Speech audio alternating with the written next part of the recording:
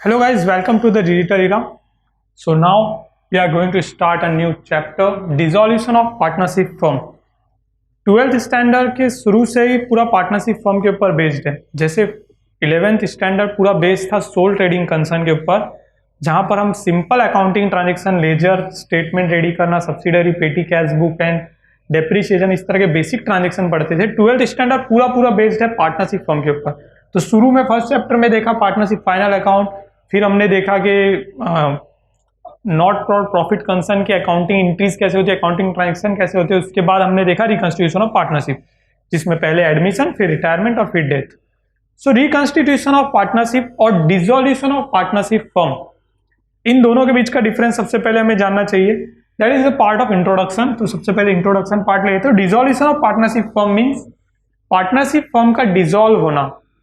Dissolution जो है वो एक लैटिन वर्ड से बना हुआ है। डिसोल्यूशन लैटिन वर्ड है जिसका मतलब होता है डिसॉल्विंग ऑफ समथिंग, किसी चीज का डिसॉल्व होना। डिसॉल्व होना का अर्थ होता है wind up of close down, wind up close down, या फिर पूरी तरह से खत्म कर देना, उसका एग्जिस्टेंस ही खत्म कर देना।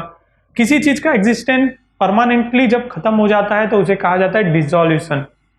अब हमने जो पहले पढ़ा रिकंस्टिट्यूशन और अब पढ़ रही डिसोल्यूशन, ये दोनों के बीच का डिफरेंस क्या है? तो रिकंस्टिट्यूशन का अर्थ होता है जहां पर पार्टनर या तो कोई पार्टनरशिप खत्म होना, इसे कहते हैं रिकंस्टिट्यूशन। और पार्टनरशिप फर्म का जब खत्म होना होता है तो उसे कहते हैं डिसोल्यूशन। तो dissolution of partnership is the different from dissolution of partnership firm, because यहां पर हम जब पढ़ेंगे, हम पढ़ेंगे एक पूरा फर्म जो है वो डिसॉल्व हो जा रहा है, मतलब ये फर्म आगे इस नाम से एग्जिस्टिंग नहीं होगा, ये फर्म आगे इस नाम से कोई भी बिजनेस कैरी फॉरवर्ड नहीं करेगा। जबकि पार्टनरशिप जब डिसॉल्व हो रही थी, जो resolution of reconstitution of partnership firm हम पढ़ रहे थे, जहां एडमिशन हो रहा था, एक न्यू पार्टनर आ रहा था, एक पार्टनर रिटायर हो रहा था वॉलंटरीली अपनी इच्छा से, अपनी मर्जी से, या फिर किसी पार्टनर की एक्सीडेंटली अनफॉर्चुनेटली डेथ हो रही थी। तो ऐसे में क्या होता था, फर्म उस सेम नाम से कंटिन्यू कर रहा था बिजनेस। हम लोग सिर्फ क्या करते थे, अकाउंटिंग ट्रांजेक्शन करते थे। वो अकाउंटिंग ट्रांजेक्शन जो कि उस पार्टनर के अचानक से डेथ होने या रिटायरमेंट या फिर एडमिशन ऑफ न्यू पार्टनर के बाद भी वो सेम नाम से फर्म आगे कंटिन्यू हो रहा था, मतलब वहां पर पार्टनरशिप डिसॉल्व हो रही थी।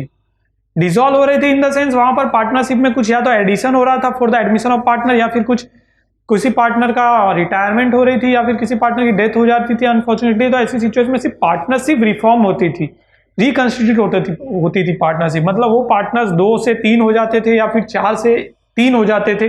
इस तरह या तो पार्टनर्स कम होते थे या ज्यादा होते थे। ऐसे में फर्म को कुछ इफेक्ट नहीं होता था।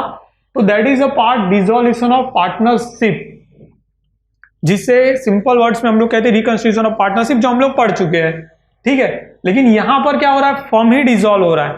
तो ऐसे में क्या हो जाता है, फर्म डिसॉल्व हो रहा है, यानी कि वो फर्म आगे कंटिन्यू नहीं करेगा, वो फर्म आगे बिजनेस कंटिन्यू नहीं कर पाएगा। किसी भी सिचुएशन में वो फर्म आगे बिजनेस नहीं कैरी करेगा, क्योंकि वो फर्म पूरी तरह से क्लोज डाउन किया जा रहा है। तो इसका मीनिंग एंड डेफिनेशन जब हम लोग देखते हैं तो meaning and definition very clearly कहता है कि dissolution of partnership firm, it means dissolution of firm not a partnership.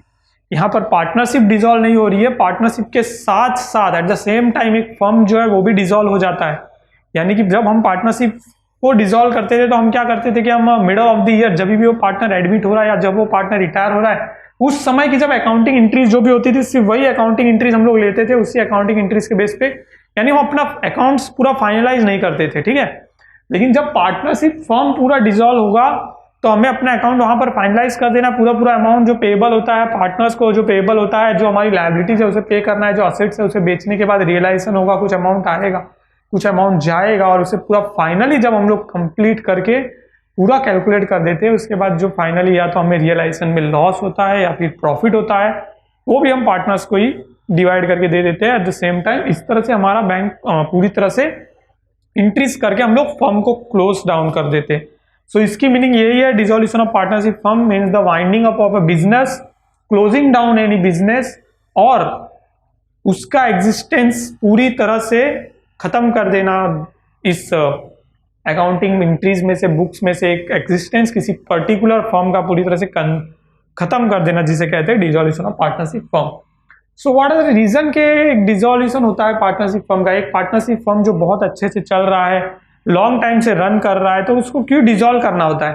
तो इसके बहुत सारे रीजन होते हैं, सम बेसिक रीजन और इंपॉर्टेंट रीजन, जो बहुत बड़े रीजन, जो मतलब most of the partnership firm के अंदर आते हैं वैसे रीजंस हम देखते हैं। तो सबसे पहला आता है voluntary act of all partners. So my dear friends, voluntary act of all partners का अर्थ हो गया कि सारे पार्टनर की आपसी सहमति से, ठीक है, उनका आपसी कंसेंट है, वो लोगों ने आपस में बैठ के डिसाइड कर दिया कि नहीं अब हम लोग नहीं करेंगे।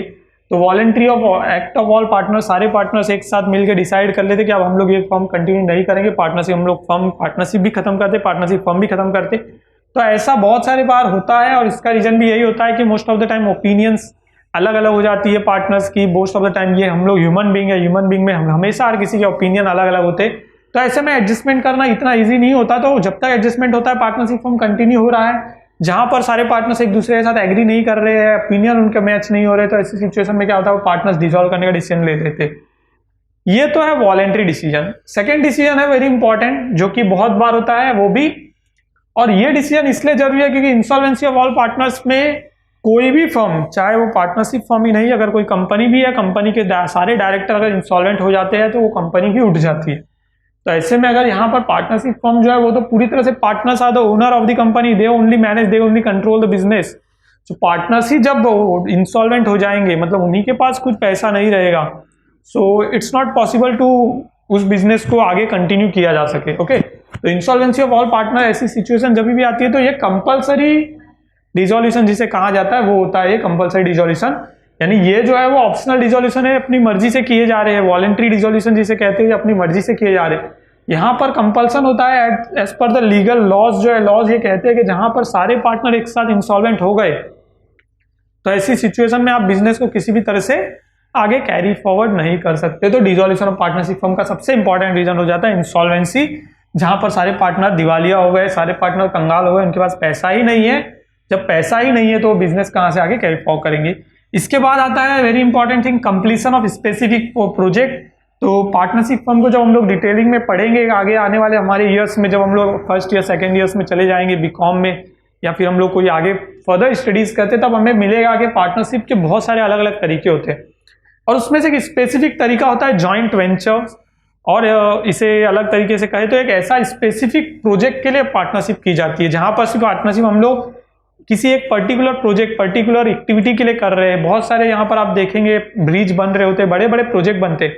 तो उन बड़े बड़े प्रोजेक्ट में इन्वेस्टमेंट बहुत हैवी होता है और ऐसा हैवी इन्वेस्टमेंट किसी एक पर्सन या किसी एक ऑर्गेनाइजेशन, किसी एक बिजनेस फर्म के लिए लाना पॉसिबल नहीं होता। तो ऐसे में वो लोग क्या करते हैं, वो उस ब्रिज को बनाने के लिए 4 या 5 कंपनियां एक साथ मिलकर उस ब्रिज के ऊपर काम करती है, उस ब्रिज को कंप्लीट करने के लिए पैसा लगाती है। तो इतना ह्यूज अमाउंट जब लगाने के लिए वो लोग एक स्पेसिफिक ब्रिज बनाने के लिए वो लोगों ने उस पार्टनरशिप को फॉर्म किया था। जब वो ब्रिज कंप्लीशन हो गया, उसका सारा प्रोजेक्ट का पैसा जो उन्हें रिकवर होना था, जो जैसे भी चाहे टोल से होना था, चाहे गवर्नमेंट से रिकवर होना था, जब गवर्नमेंट से पैसा मिल जाता है तो वो लोग स्पेसिफिक प्रोजेक्ट के लिए उन्होंने पार्टनरशिप की। वो स्पेसिफिक प्रोजेक्ट कंप्लीट हो गया तो उन्होंने क्या किया, पार्टनरशिप को भी डिसॉल्व कर दिया। तो ये डिसॉल्व होने का एक और रीजन हो जाता है कि कंप्लीशन ऑफ स्पेसिफिक प्रोजेक्ट, कोई स्पेसिफिक प्रोजेक्ट के लिए ही सिर्फ पार्टनरशिप की है, तो वो स्पेसिफिक प्रोजेक्ट जैसे ही कंप्लीट हो गया हमने पार्टनरशिप भी डिसॉल्व कर दी। इसके बाद आता है वो रीजन जो लीगली लॉ के हिसाब से देखना होता है, तो वो है कंडक्टिंग इलीगल और अनलॉफुल एक्टिविटी।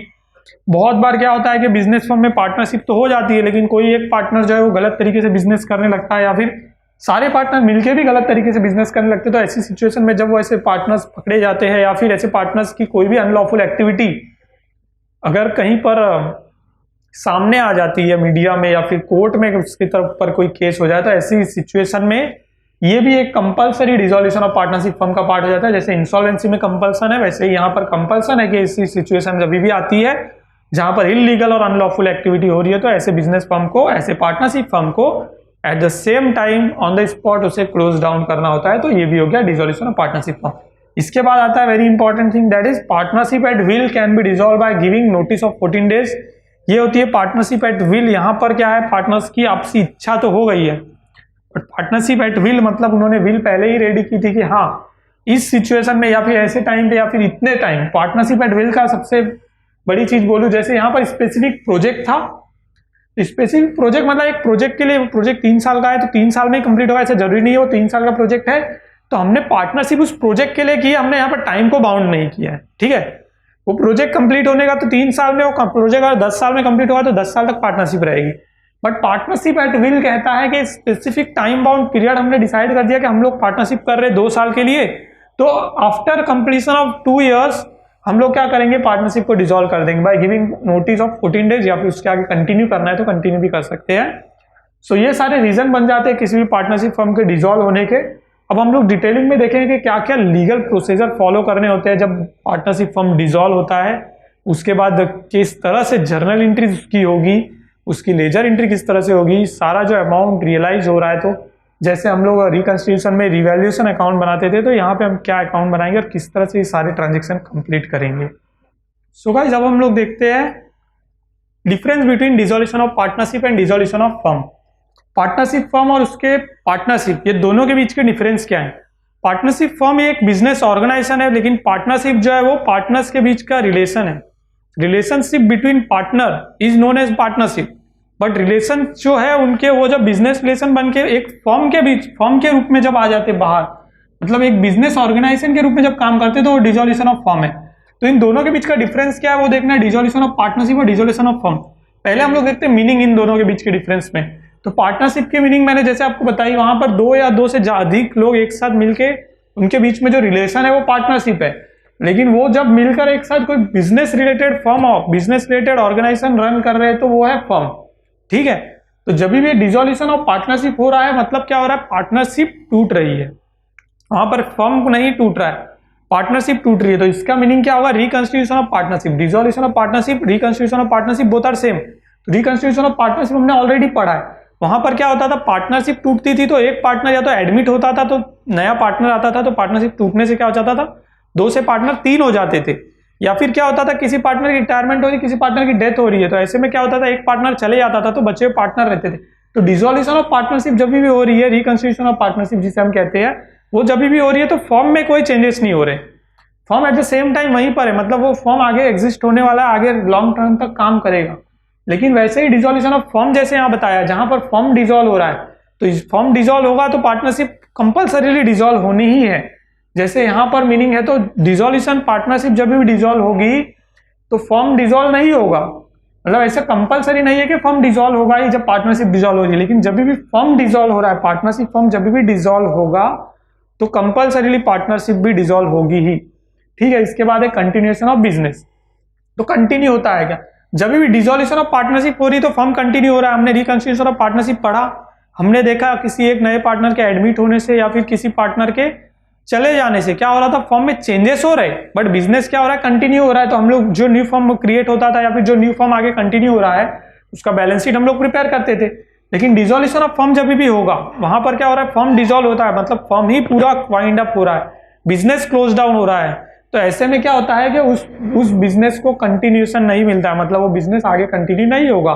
तो इस चैप्टर में जब हम लोग पढ़ेंगे तो हम लोग जो बैलेंस शीट के फाइनल अकाउंट्स बनाएंगे वो सिर्फ उनके फाइनल अकाउंट होंगे, उसके बाद वो बिजनेस आगे कंटिन्यू नहीं होने वाला है। So we don't have to create any new balance sheet, because वो बैलेंस शीट वहां पर फाइनल बैलेंस शीट हो जाती है, वो उस फर्म की आखिरी बैलेंस शीट होती है। रिक्वायरमेंट्स वैसे ही बताया, तो रिक्वायरमेंट क्या होता है, डिसॉल्यूशन ऑफ पार्टनरशिप मतलब रिकंस्टिट्यूशन ऑफ पार्टनरशिप जिसे कहते हैं। इसमें क्या रिक्वायरमेंट होता था, हम लोग करते थे रिवैल्यूएशन अकाउंट क्रिएट करते थे, मतलब जो असेट्स एंड लायबिलिटीज है उनकी वैल्यू रीवैल्यूएट होती थी। मतलब हो सकता है कि जो एक नया पार्टनर आया वो फर्नीचर को 20,000 का नहीं मानता है, वो 15,000 का मानता है, तो रिवैल्यूएशन होकर असेट्स की वैल्यू क्या हो जाती थी, या तो कम हो जाती थी या ज्यादा हो जाती थी। हम लोग रिवैल्यूएशन अकाउंट बना के उस रिवैल्यूएशन को एडजस्ट करते थे। जहां पर फर्म डिसॉल्व हो रहा है, तो डिसॉल्व हो रहा है तो ऐसे में क्या होगा, रिवैल्यूएट नहीं होंगे, वो असेट्स या तो पूरे परमानेंटली खत्म होंगे या उन असेट्स को बेच दिया जाएगा या उन असेट्स को पार्टनर्स को दे दिया जाएगा, क्योंकि वो फर्म आगे कंटिन्यू नहीं होने वाला है। तो ऐसे में जो अकाउंट हम लोग क्रिएट करते हैं वो होता है रियलाइजेशन अकाउंट। यहाँ पर क्या होता है, असेट्स और लायबिलिटीज की रियलाइजेशन होगी। रियलाइजेशन मतलब उनका फाइनल सेटलमेंट होगा। रियलाइजेशन का मतलब फाइनल सेटलमेंट। रियलाइजेशन तब होता है जब किसी असेट्स को हमने बेचा या फिर किसी पार्टनर को दिया तो उससे जो कैश रियलाइज हुआ, या फिर कोई लायबिलिटी हमने पेड की तो कैश हमारे पास से गया तो भी कैश रियलाइज होता है। तो कैश रियलाइजेशन जब हो रहा है तो वो होता है रियलाइजेशन अकाउंट। तो हम लोग डिसॉल्यूशन ऑफ फर्म में क्या करेंगे, रियलाइजेशन अकाउंट बनाएंगे, जबकि डिसॉल्यूशन ऑफ पार्टनरशिप में हम लोग क्या कर रहे थे, रिवैल्यूएशन अकाउंट बना रहे थे। फाइनल क्लोजर ऑफ बुक, और फाइनल क्लोजर ऑफ बुक का मैंने आपको जैसे अभी एग्जांपल दिया। फाइनल क्लोजर ऑफ बुक में क्या होता है, डिसॉल्यूशन ऑफ पार्टनरशिप जब भी होती है तो बुक्स फाइनली क्लोज नहीं होती है।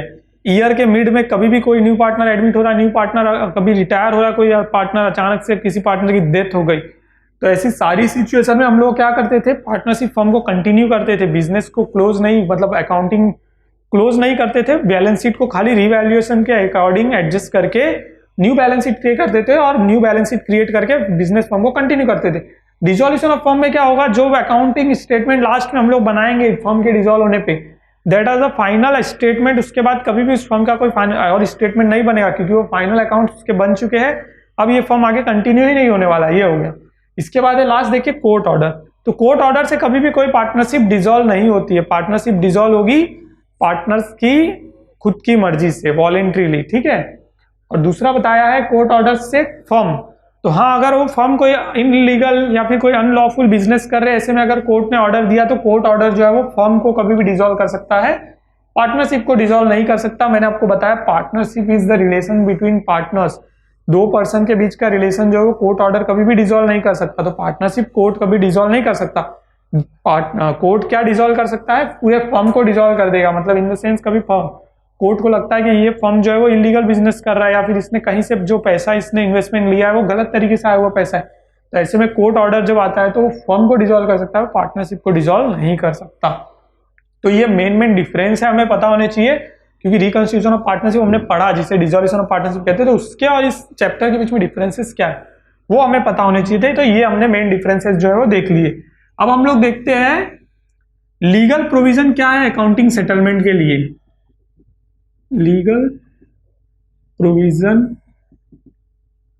फॉर अकाउंटिंग सेटलमेंट, ठीक है। एक फर्म क्लोज हो रहा है, फर्म क्लोज हो या फिर फर्म फॉर्म हो, मतलब बनाया फर्म बनाए क्रिएट करे, या फिर कोई फर्म परमानेंटली क्लोज हो, अकाउंटिंग एंट्रीज पूरी तरह से क्लियर करनी जरूरी है, क्योंकि जब तक आप अकाउंटिंग पूरी तरह से क्लियर नहीं करोगे और आपके जो ऑडिटर है उन्होंने ऑडिट करके फाइनलाइज नहीं किया अकाउंट, तब तक तो आप लीगल फॉर्मेलिटीज से बच नहीं सकते। तो लीगल प्रोविजन क्या है, किसी भी बिजनेस फर्म का डिसॉल्व होने पे किस तरह से उनके अकाउंटिंग सेटलमेंट होते हैं वो हम लोग देखेंगे यहाँ पे। तो लीगल प्रोविजन ये कहते हैं कि सबसे पहले very first thing what we have to do, कि सबसे पहले हम लोग क्या करेंगे, जो भी रियलाइजेशन एक्सपेंसेस है, रियलाइजेशन एक्सपेंसेस जिसे डिसॉल्यूशन एक्सपेंसेस भी कहते हैं, एक्सपेंसेस जो कि फर्म को डिसॉल्व करने के लिए जो एक्सपेंसेस हो रहे, कभी लीगल चार्जेस लगते, कभी अकाउंटिंग चार्जेस लगते, किसी भी तरह के कोई भी चार्जेस लगे किसी फर्म को डिसॉल्व करने के, वो realization expenses should pay first, okay, should be paid first. सबसे पहले हम लोग क्या करेंगे, रियलाइजेशन एक्सपेंसेस पे करेंगे।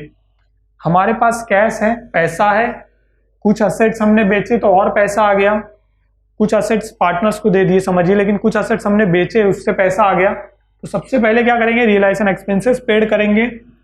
सेकेंड थिंग हम लोग क्या करते हैं, पार्टनर्स जो है वो पार्टनरशिप फर्म से जुड़े हुए लोग थे, तो उनकी लायबिलिटी जो है वो हमारे लिए कभी भी फर्स्ट प्राइमरी मतलब प्राइमरी लायबिलिटी नहीं बनेगी। हमारी प्राइमरी लायबिलिटी क्या बनती है कि हमारे रिलेशन जो बाहरी जो आउटसाइडर हमारे लायबल थे, आउटसाइडर लायबिलिटी थी जो भी पेबल, उनके साथ हमारे बिजनेस रिलेशन है, वो रिलेशन पहले खराब ना हो, तो हम पहले क्या करते हैं, आउटसाइड लायबिलिटी पेड करते हैं।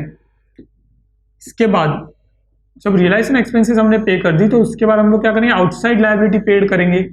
आउटसाइड लायबिलिटी में क्या क्या आता है, सन्ड्री क्रेडिटर्स आ जाता है सबसे पहला चीज, जिससे हमने माल परचेस किया। एक्सपेंसेस होती है कभी कभी क्रेडिटर्स की, कुछ सन्ड्री एक्सपेंसेस आउटस्टैंडिंग होती है, रेंट आउटस्टैंडिंग हो गया, किसी आउटसाइड पर्सन से हमने लोन लिया है, बिल्स पेबल है, इस तरह की जो भी आउटसाइड की लायबिलिटीज है वो हम लोग पे करेंगे हमारे सेकेंड लेवल पे। और थर्ड लेवल पे इसके बाद ये आउटसाइड लायबिलिटी भी पे करने के बाद अगर कुछ कैश हमारे पास बच जाता है, so what will do, will pay inside liability, जिसे हम लोग कहते हैं लोन फ्रॉम पार्टनर्स, या फिर कोई और पार्टनर्स से किसी से भी पैसा देना बाकी है इनसाइड में, अगर कोई पर्सन है, जैसे पार्टनर्स ही होते हैं पार्टनरशिप फर्म में, तो इन पार्टनर्स या फिर इनसाइड लायबिलिटी में लिख देता हूं कि अंदर की जो लायबिलिटी है, मतलब बाहर की सारी लायबिलिटी पेड करने के बाद हम लोग अंदर की लायबिलिटीज पे करेंगे जो बिजनेस फर्म से रिलेटेड पर्संस की है। तो मेनली पार्टनरशिप फर्म में पार्टनर्स होते हैं, अगर वो कंपनी होती तो शेयर होल्डर हो जाते, स्टेक होल्डर हो जाते हमारे और भी, बट यहाँ पर हमारे जो इनसाइड लायबिलिटी में जो हमारे पार्टनर्स ही इनसाइड लायबिलिटी के पार्ट रहेंगे, तो उनके अगर हमने कोई लोन लिया है वो हम लोग पे करते हैं। और इसके बाद भी हमारे पास सरप्लस कैश बच जाता है। ये सारी लायबिलिटीज पे करने के बाद भी मान लीजिए कुछ पैसा बच गया हमारे पास, कुछ कैश हमारे पास बच गया, तो वो कैश हम लोग क्या करते हैं, यूज करते हैं पार्टनर्स को देने के लिए। मतलब बचा हुआ जो कैश है, सरप्लस कैश है, that will transfer to the partners capital account in the profit sharing ratio. Surplus cash जो बचेगा वो हम लोग क्या करेंगे, पार्टनर्स कैपिटल अकाउंट में प्रॉफिट शेयरिंग रेशियो में डिवाइड कर देंगे और उसके बाद हम लोग क्लोज करते हैं अकाउंटिंग।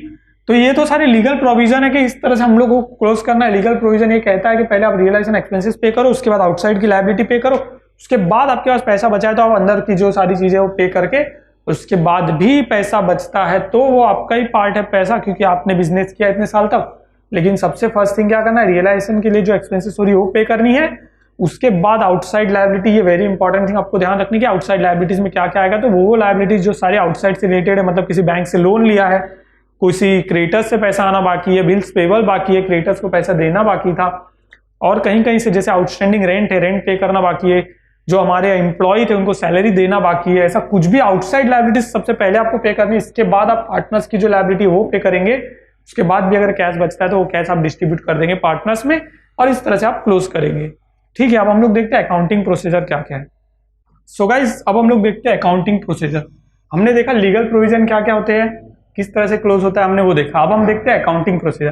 तो अकाउंटिंग प्रोसीजर में दो तरीके से काम होता है। कभी भी अगर हम लोग डिसॉल्यूशन ऑफ पार्टनरशिप फर्म पढ़ रहे हैं तो दो तरीके से अकाउंटिंग प्रोसीजर कंप्लीट होता है। एक होता है कि सिंपल डिसॉल्यूशन, मान लीजिए वो फर्म जो है वो सिंपल डिसॉल्यूशन में काम कर रहा है, सिंपल डिसॉल्यूशन हो रहा है उस फर्म का। और सिंपल डिसॉल्यूशन क्या होता है वो हमें जानना है। सेकेंड थिंग होती है डिसॉल्यूशन अंडर इंसॉल्वेंसी।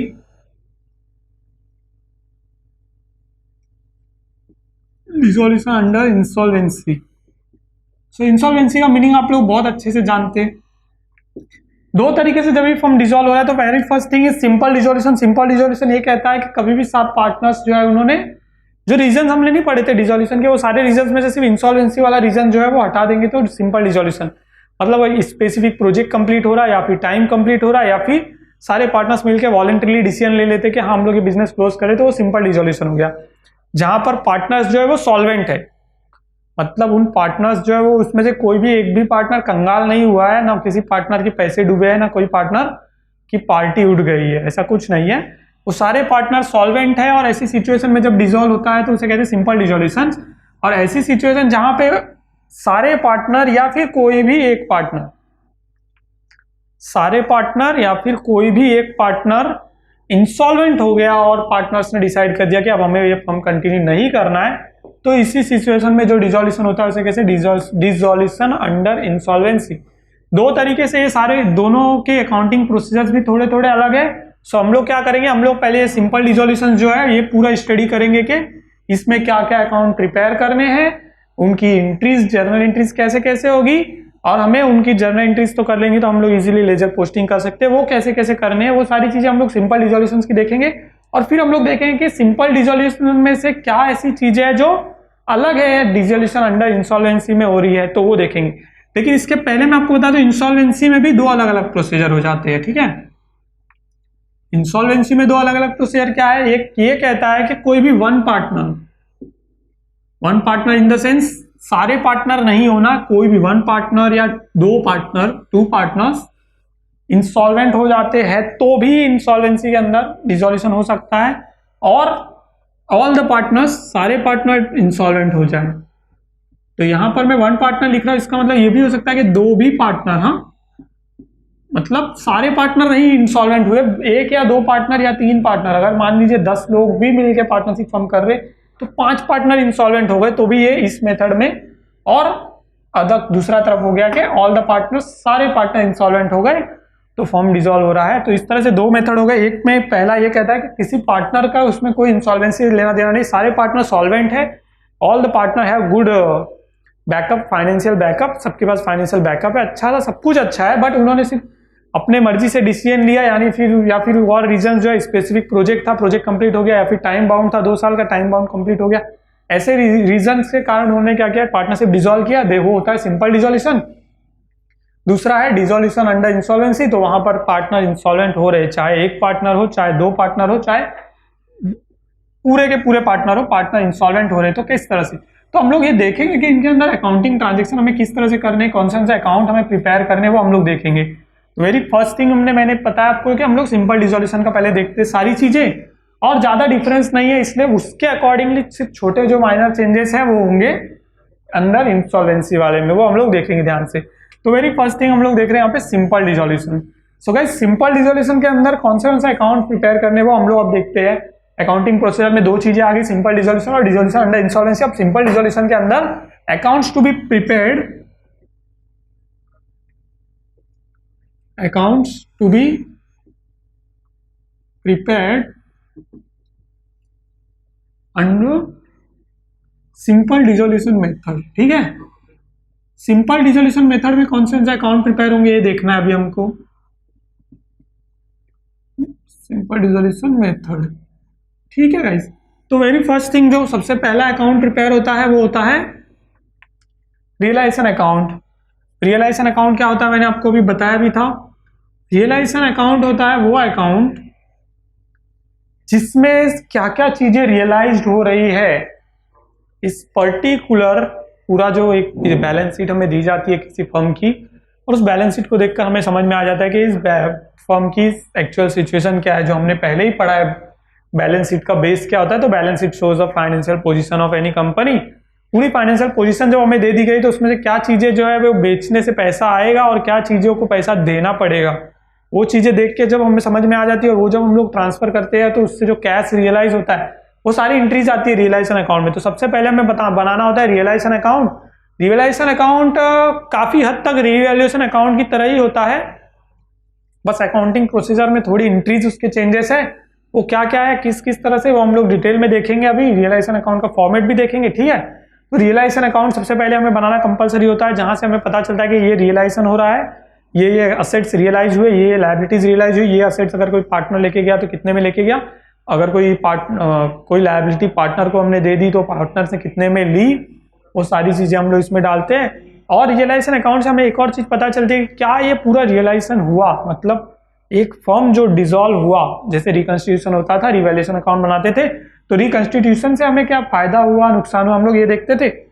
सेम उसी तरह से रियलाइजेशन अकाउंट से भी हम लोग यही चीज पता करते हैं कि क्या ये पूरा फर्म डिसॉल्व करने पे भी हमें कुछ पैसा फायदा हुआ है या नुकसान हुआ है।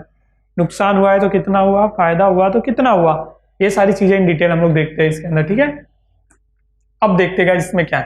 पहला हो गया रियलाइजेशन अकाउंट। उसके बाद वेरी इंपॉर्टेंट थिंग जो हम लोग बनाते हैं वो होता है पार्टनरशिप फर्म। कभी भी हम लोग सॉल्व कर रहे हैं, जब हम लोग फाइनल अकाउंट से सॉल्व कर रहे हैं तो हम लोग ये अकाउंट बनाते हैं, सारे सम के अंदर हम लोग बनाते हैं, वो होता है पार्टनर्स कैपिटल अकाउंट।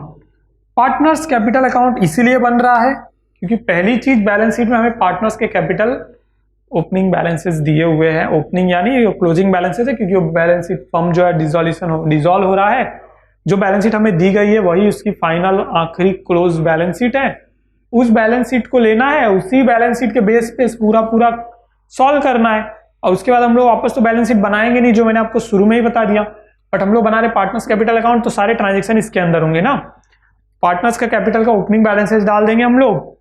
इसके बाद जब रियलाइजेशन अकाउंट क्लोज हो रहा है, उससे क्या पैसा बच रहा है, आ रहा है, जा रहा है, वो सारे ट्रांजेक्शन इसके अंदर हम लोग करते हैं। फिर गाइस उसके अंदर हम लोग और क्या करते हैं, तो हमारे पास पैसा अगर सरप्लस बचता है तो मैंने बताया ना आपको एडजस्ट करना है हमें। जब कैश सरप्लस बच रहा है तो वो सरप्लस भी एडजस्ट करना है पार्टनर्स कैपिटल अकाउंट में। प्रॉफिट हुआ एडजस्ट करो, लॉस हुआ एडजस्ट करना है पार्टनर्स कैपिटल अकाउंट। कोई पार्टनर असेट्स लेके जा रहा है तो उससे भी पैसा लेना है, कोई लायबिलिटी अगर पार्टनर्स पे करने वाला है तो उसको भी पैसा देना है उसके लिए। वो सारी चीजें एडजस्ट करने के लिए पार्टनर्स कैपिटल अकाउंट हम लोग प्रिपेयर करते हैं। और इसी के साथ अटैच में एक अकाउंट आ जाता है जो आपको बहुत अच्छे से पता होना चाहिए। फाइनल अकाउंट में भी हमने देखा इन डिटेल में, और सारी चीजों में हमने इसे डिटेल में देखा ही है, वो होता है partners current account. Guys partners current account हम लोग तब मेंटेन करते हैं जब हम लोग फिक्स कैपिटल मेथड यूज कर रहे हैं। सो जब फिक्स कैपिटल मेथड यूज कर रहे हैं तो हमें partners capital account and partners current account दो अलग अलग अकाउंट बनाने होंगे, क्योंकि पार्टनर्स कैपिटल जो है वो फिक्स है। बट जब फर्म ही डिसॉल्व हो रहा है, फर्म पूरा का पूरा खत्म हो रहा है, फर्म बंद हो रहा है तो पार्टनर्स का कैपिटल तो फिक्स रहेगा नहीं, अब वो खत्म होने वाला है तो उसे भी पे ऑफ करना ही है at the same time last में, एंड में। तो इस तरह से पार्टनर्स करंट अकाउंट बनाते हैं। जब फिक्स कैपिटल मेथड है तो सारे ट्रांजेक्शन प्रॉफिट से रिलेटेड सारी चीजें हम लोग पार्टनर्स करंट अकाउंट में सॉल्व करेंगे, उसके बाद उसे फाइनली ट्रांसफर करके पार्टनर्स कैपिटल अकाउंट को क्लोज करेंगे। तो इस तरह से ये अकाउंट भी एक बनाना कंपल्सन हो जाता है जब हम लोग सिंपल रिजोल्यूशन मेथड यूज कर रहे हैं।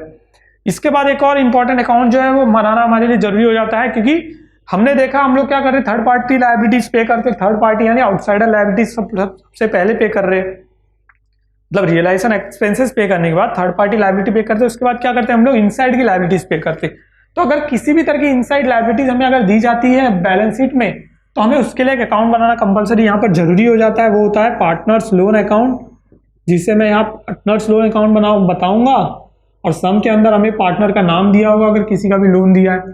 तो पार्टनर्स लोन अकाउंट बनाना इसलिए जरूरी हो जाता है क्योंकि जब हमारे पास कैश बच रहा है आउटसाइड लायबिलिटी पे करने के बाद भी, तो पार्टनर्स लोन अकाउंट में वो अमाउंट पे करना है ना हमें, और वो अकाउंट भी क्लोज करना है। तो पार्टनर्स लोन अकाउंट में जब हम लोग अमाउंट पे करेंगे तो पार्टनर्स लोन अकाउंट क्लोज करेंगे तब हमें पता चलेगा कि वहां से कितना कैश वहां पे यूज हो गया।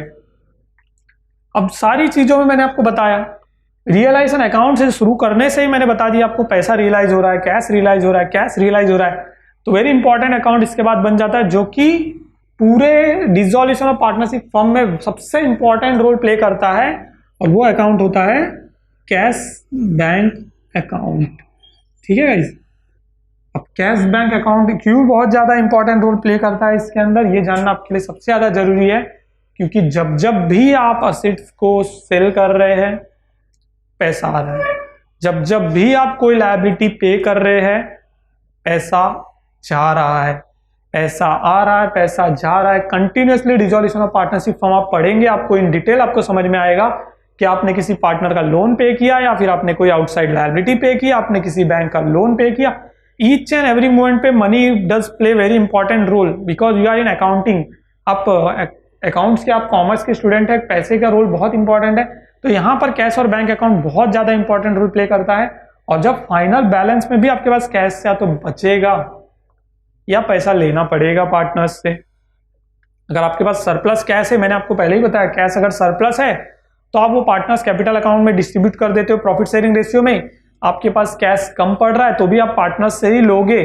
तो एंड ऑफ द मोमेंट जब डिसॉल्यूशन ऑफ पार्टनरशिप फर्म को क्लोज करना का स्टेज जो आता है ना, क्लोजिंग का स्टेज भी कैश और बैंक अकाउंट से ही जुड़ा हुआ है। तो ये पांचों अकाउंट आपको इंपॉर्टेंटली प्रिपेयर करने और कैश और बैंक अकाउंट पे बहुत ज्यादा ध्यान देना है, रियलाइजेशन अकाउंट पे सबसे ज्यादा ध्यान देना है। ये तीन अकाउंट जो है वो इजीली आप कर सकते हो क्योंकि इन सबके साथ आप फैमिलियर है फाइनल अकाउंट के टाइम से।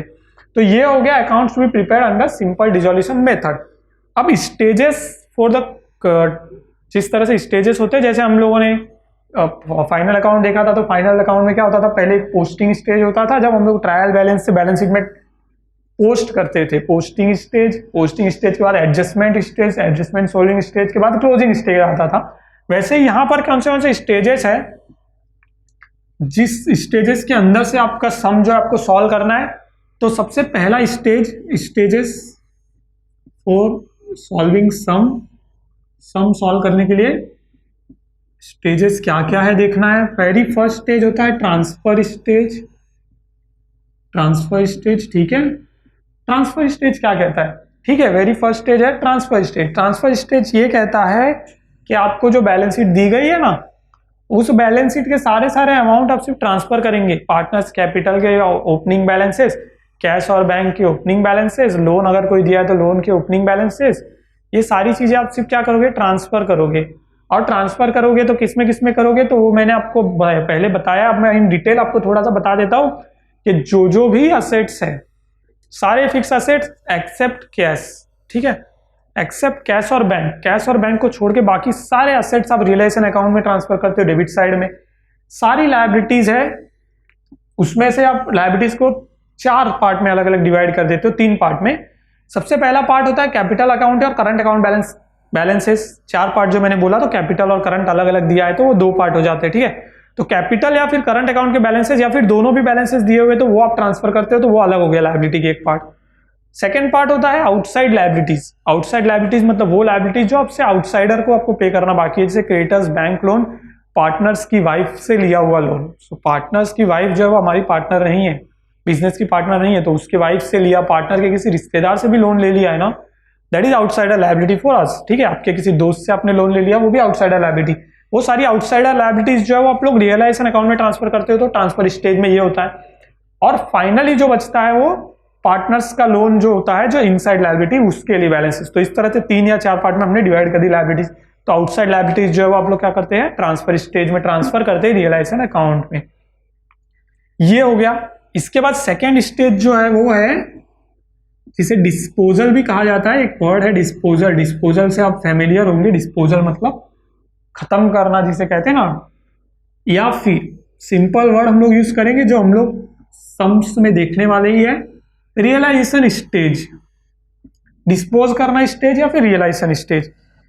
ट्रांसफर स्टेज में सारी चीजें ट्रांसफर होगी, इसके बाद आता है ये रियलाइजेशन स्टेज। रियलाइजेशन स्टेज क्या कहता है कि जो चीजें ट्रांसफर करनी थी वो तो ट्रांसफर कर दिया हमने, अब उनको रियलाइज करना है। यानी जो जो असेट्स है वो असेट्स या तो बेचने हैं या फिर वो किसी पार्टनर ने टेक ओवर किए हैं, तो उससे जो पैसा आएगा, ठीक है, रियलाइजेशन होता है। लायबिलिटीज है इतनी सारी, वो लायबिलिटीज या तो पे ऑफ करनी है या तो नहीं, आपको पे ऑफ करनी ही है लायबिलिटीज। ठीक है, आउटसाइडर लायबिलिटीज सबसे पहले पे ऑफ करनी है और वो पे ऑफ करनी ही है।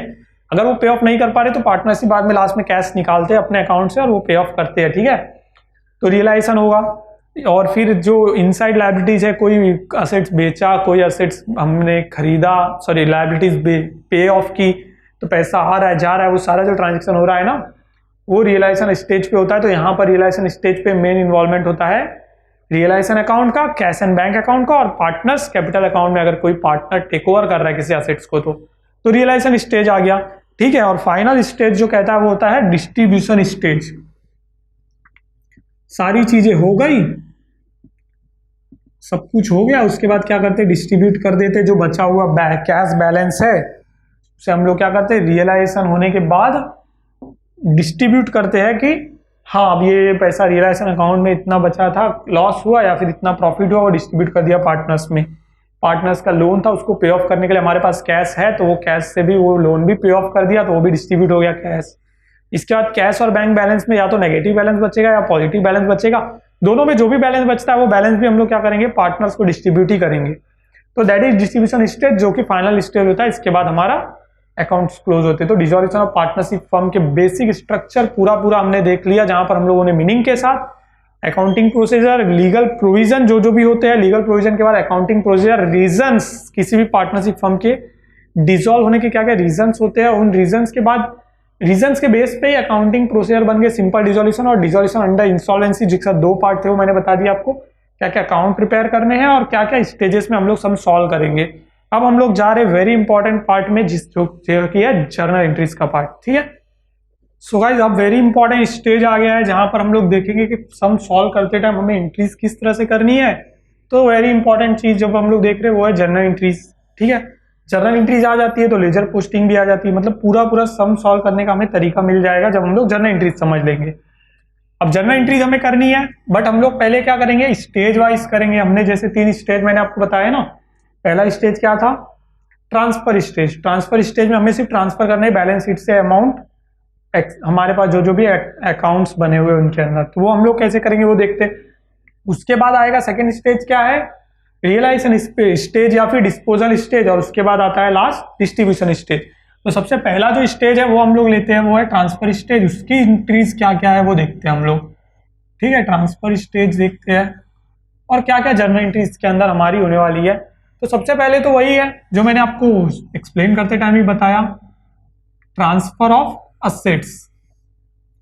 ठीक है, सारे असेट्स एक्सेप्ट कैश, कैश को छोड़ के बाकी सारे असेट्स हमें क्या करने हैं, ट्रांसफर कर देने हैं। ठीक है,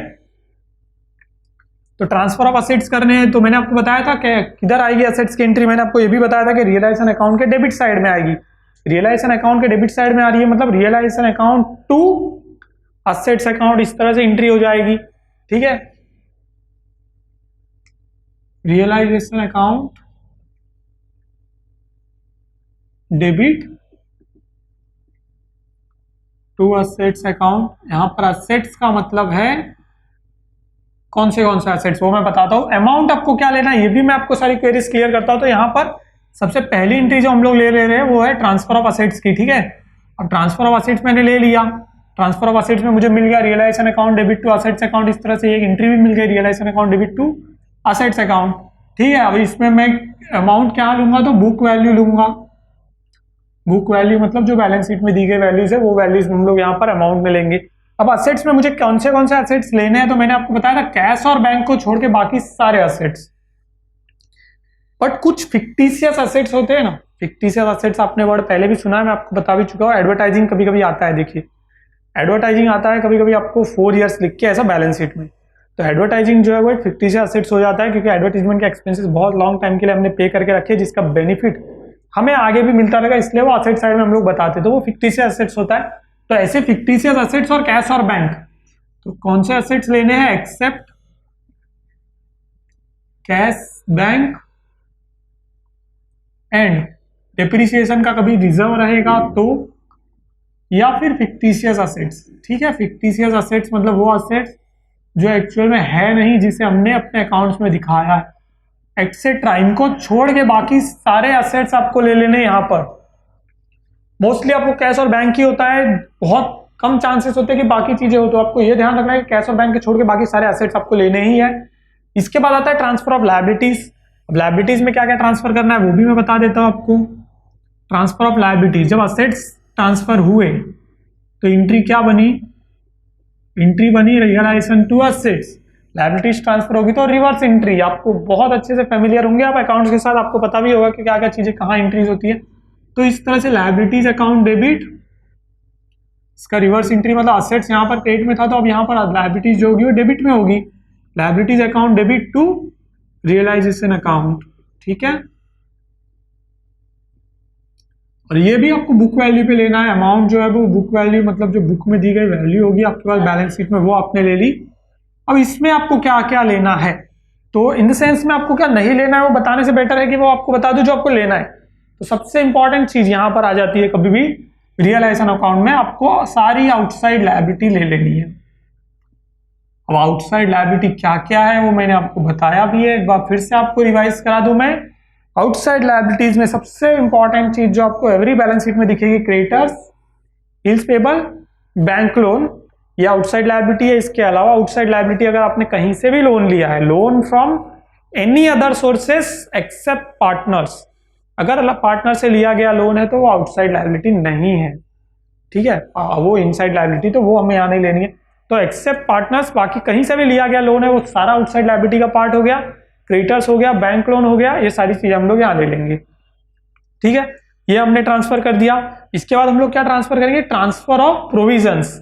हम लोग प्रोविजन करके रखते हैं बहुत बार, बैलेंस शीट में आपने देखा होगा, फाइनल अकाउंट जब आप सॉल्व करेंगे तभी भी आपने देखा था बहुत सारी चीजों के लिए प्रोविजन होता है। कभी कभी हम लोग हमने नॉट फॉर प्रॉफिट कंसर्न पढ़ा था, वहाँ पे बिल्डिंग फंड आता था, तो ये सारे फंड जो क्रिएट किए जाते थे ना, ये एक प्रोविजन है ना, किसी चीज के लिए हमने प्रोविजन करके रखा है कि ये पैसा उस चीज के लिए यूज होगा।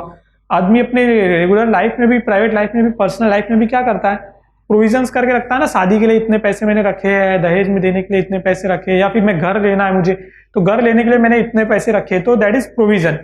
तो इस तरह से जो प्रोविजन किए हुए होते हैं ना बिजनेस में, वो सारे प्रोविजन अब हम लोग ट्रांसफर करने हैं। तो इसमें जो ट्रांसफर ऑफ प्रोविजन में लिख देता हूं, ठीक है, ये भी आपको बैलेंस शीट में ही मिलेगा।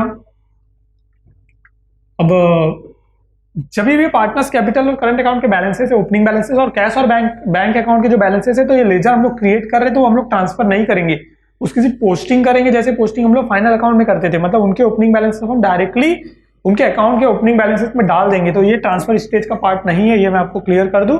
अब ट्रांसफर ऑफ प्रोविजन में एक और प्रोविजन होता है जो वेरी इंपॉर्टेंट प्रोविजन है, आपको हमेशा ध्यान रखना है, वो होता है डेप्रिसिएशन। एवरी अकाउंटिंग में आपको डेप्रिसिएशन का मीनिंग बहुत अच्छे से पता होगा, 11 में आपने पढ़ा भी है। डेप्रिसिएशन मींस एसेट्स की रेगुलर यूज से जो उसकी वैल्यू डाउन होती है वो दैट इज डेप्रिसिएशन। और हम अपने अकाउंटिंग में क्यों डेप्रिसिएशन को यूज करते हैं, तो वो प्रोविजन का पार्ट है। Depreciation is a provision. Provision कैसे है, असेट्स 10,000 का खरीदा था, 10 साल उसकी लाइफ है, तो हर साल अगर 1,000 रुपए में निकालता रहता हूं तो क्या होगा, 10 साल के बाद वो असेट्स तो बिना किसके काम का होगा, वो असेट्स हमारे लिए किसी तरह यूजफुल नहीं होगा 10 साल के बाद। लेकिन 10 साल के बाद क्या होगा, मेरे पास 1,000 जो मैंने हर साल डेप्रिसिएशन निकाला है ना, तो 10 साल के बाद क्या होगा, मेरे पास 10,000 रुपए होंगे। जो मैंने प्रोविजन करके रखा है ना डेप्रिसिएशन के लिए, वो 10,000 रुपए होंगे ना मेरे पास।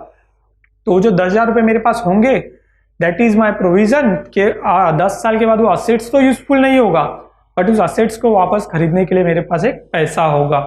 That is what provision we made in our regular life also, for the house, for the marriages, for any किसी भी बड़ी बड़ी चीज के बड़े सपने, जैसे कोई कार के लिए कर रहा है, कोई मोटर बाइक के लिए कर रहा है, ऐसे प्रोविजन करते हैं। तो वैसे ही बिजनेस में प्रोविजन है, तो प्रोविजन किसी भी तरीके का किया हुआ है। Provision for income tax mostly किया जाता है कि आने वाले साल में जो टैक्स भरना है उसका प्रोविजन अभी से करके हम लोग एडवांस टैक्स भरते हैं ना।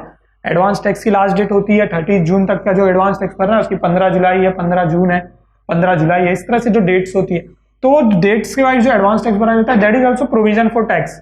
ऐसे जो भी प्रोविजन है, तो मैं यहाँ पर लिख देता हूँ प्रोविजन, मैं 2 प्रोविजन ही लिख देता हूँ यहाँ पर आपके लिए, बाकी मैंने एग्जांपल आपको बता दिया आपको यहाँ पे क्या क्या लिखना है। जैसे मैंने प्रोविजन फॉर टैक्स ले लिया, मैं यहाँ पर ले लूँ मान लो प्रोविजन फॉर डिप्रिसिएशन, जो इंपॉर्टेंटली मोस्टली हर सब में होता है, तो प्रोविजन फॉर डिप्रिसिएशन भी ले लिया मैंने। अकाउंट है डेबिट। इसके बाद कोई फंड जैसे क्रिएट किया है तो वो भी प्रोविजन का पार्ट है। जैसे बिल्डिंग फंड क्रिएट किया है, फैक्ट्री फंड क्रिएट किया है कि फैक्ट्री मुझे लेनी है, कहीं पे प्लेस लेना है, उसके लिए बिल्डिंग में कोई बिल्डिंग लेनी है, मुझे कोई ऑफिस खरीदना है, तो एवरी ईयर 25-25 हज़ार जमा कर रहा हूँ, तो फंड क्रिएट होते जा रहा है। That is provision for me कि मैं फ्यूचर में मेरा जब अमाउंट मेरे पास अच्छा सा हो जाएगा तो मैं ऑफिस खरीद लूंगा। तो इस तरह कोई फंड भी क्रिएट किया हुआ है, जिसे मैं इन्वेस्टमेंट फंड एक नाम दे देता हूँ, कि किसी भी तरह के इन्वेस्टमेंट के लिए या फिर किसी भी तरह का मैंने कोई फंड क्रिएट किया है मेरे अकाउंटिंग बुक्स में, तो that also I have to transfer, because business ही क्लोज हो जाएगा तो फंड को मैं क्या करूंगा बाद में। जब बिजनेस क्लोज हो रहा है तो ईच एंड एवरीथिंग का ध्यान रख के पूरा खत्म करना है टू रियलाइजेशन अकाउंट। इस तरह से मैंने इंटर कर दिया, ठीक है। सो ये हो गया, ये भी सब कुछ अमाउंट जो है वो बुक वैल्यू, क्योंकि हमें बैलेंस शीट में दिया होगा तो ही इसकी एंट्री होगी, नहीं दिया तो एंट्री नहीं होगी। तो ये भी पूरे बुक वैल्यू पे जाएगा। इसमें क्या क्या चीजें आएगी वो ऑलरेडी मैं आपको यहाँ पर पूरी तरह से एक्सप्लेन कर चुका हूँ, तो वही सारी चीजें आपको ध्यान रखनी है। ईच एंड एवरी प्रोविजन और फंड, किसी भी तरह का फंड दिया, रिजर्व जो है अगर आपको कोई दिया होता है, तो मैं रिजर्व में आपको पहली कंफ्यूजन क्लियर कर दूं, सो वो मैं नेक्स्ट एंट्री में आपको बताता हूँ कि वो किस तरह से करना है। तो यहाँ पर मैं बता दूं आपको, प्रोविजन आपको लेना है, प्रोविजन लेना है और आपको लेना है रिजर्व्स। बट रिजर्व्स में कुछ रिजर्व्स है जो नहीं लेने, वो एक्सप्लेन करते हो 4th में, that is transfer of accumulated profit, जिसे कहा जाता है, जो मैंने आपको डिटेल में बताया था रिकंस्ट्रक्शन ऑफ पार्टनरशिप में। एक्यूमुलेटेड प्रॉफिट में आता है profit and loss account and general reserve. ये वो रिजर्व होते हैं कि वो किसी स्पेसिफिक कॉज के लिए नहीं, बल्कि बिजनेस में इन द सिचुएशन कभी ऐसा कुछ आ जाए, स्पेशली कभी कुछ ऐसा आ जाए कि हमें अपना बिजनेस एक्सपांड करने में प्रॉब्लम हो रही है, पैसे की जरूरत पड़ रही, तो ऐसे टाइम पे यूज करने वाले रिजर्व होते हैं। That is accumulated profit reserve. तो वो ट्रांसफर करना है एक्यूमुलेटेड प्रॉफिट, तो वो 2 रिजर्व जो मैंने अभी नाम लिए, profit and loss and general reserve, इन दोनों को छोड़ के बाकी सारे रिजर्व जो है वो ट्रांसफर ऑफ प्रोविजन में आएंगे। गाइस ध्यान देना है, बहुत ध्यान देना आपको कि 2 रिजर्व जो मैं यहां लिखूंगा अभी, ठीक है। पहला है general reserve, general reserve account debit, profit and loss account debit. इन 2 को छोड़ के बाकी सारे रिजर्व जो है वो प्रोविजन का पार्ट है, जो कि प्रोविजन की है अपने अकाउंट्स में, तो वो आप रियलाइजेशन में जाएगा। और ये 2 रिजर्व कहाँ जाएंगे, तो ये आपको मैंने बताया ट्रांसफर ऑफ एक्यूमुलेटेड प्रॉफिट का हम लोग क्या करते थे रिकंस्ट्रक्शन ऑफ पार्टनरशिप में, हम लोग करते थे उनको पार्टनर्स कैपिटल अकाउंट में ट्रांसफर करते थे, राइट। पार्टनर्स कैपिटल अकाउंट में अभी भी हम लोग इसे ट्रांसफर कर देंगे to all partners capital account.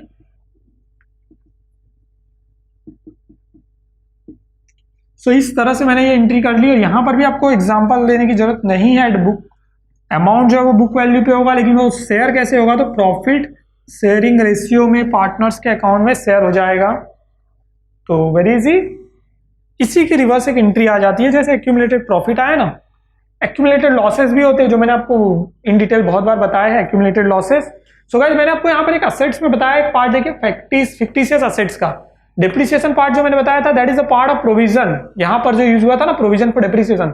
और फिक्टिशियस असेट्स मतलब एडवर्टाइजमेंट या फिर कुछ ऐसे असेट्स जो कि एक्चुअली असेट्स होते नहीं है, वो सिर्फ बनाए जाते हैं। जैसे कंटिंजेंट लायबिलिटी होती है, वैसे कंटिंजेंट फिक्टिशियस असेट्स होते हैं। तो फिक्टिशियस असेट्स है, या फिर प्रॉफिट एंड लॉस अकाउंट का कभी कभी डेबिट बैलेंस आपको दिया होता है असेट साइड में, तो ये हमारे एक्यूमुलेटेड लॉसेस होते हैं, ठीक है। तो एक्यूमुलेटेड लॉसेस भी आपको ट्रांसफर करने हैं, ट्रांसफर ऑफ एक्यूमुलेटेड लॉसेस। ठीक है, एक्यूमुलेटेड प्रॉफिट को आपने ट्रांसफर कर दिया, general account debit, profit and loss account debit to partners capital account. Losses है यानी रिवर्स एंट्री हो जाएगी, पार्टनर्स कैपिटल अकाउंट जो है वो डेबिट में चले जाएगा।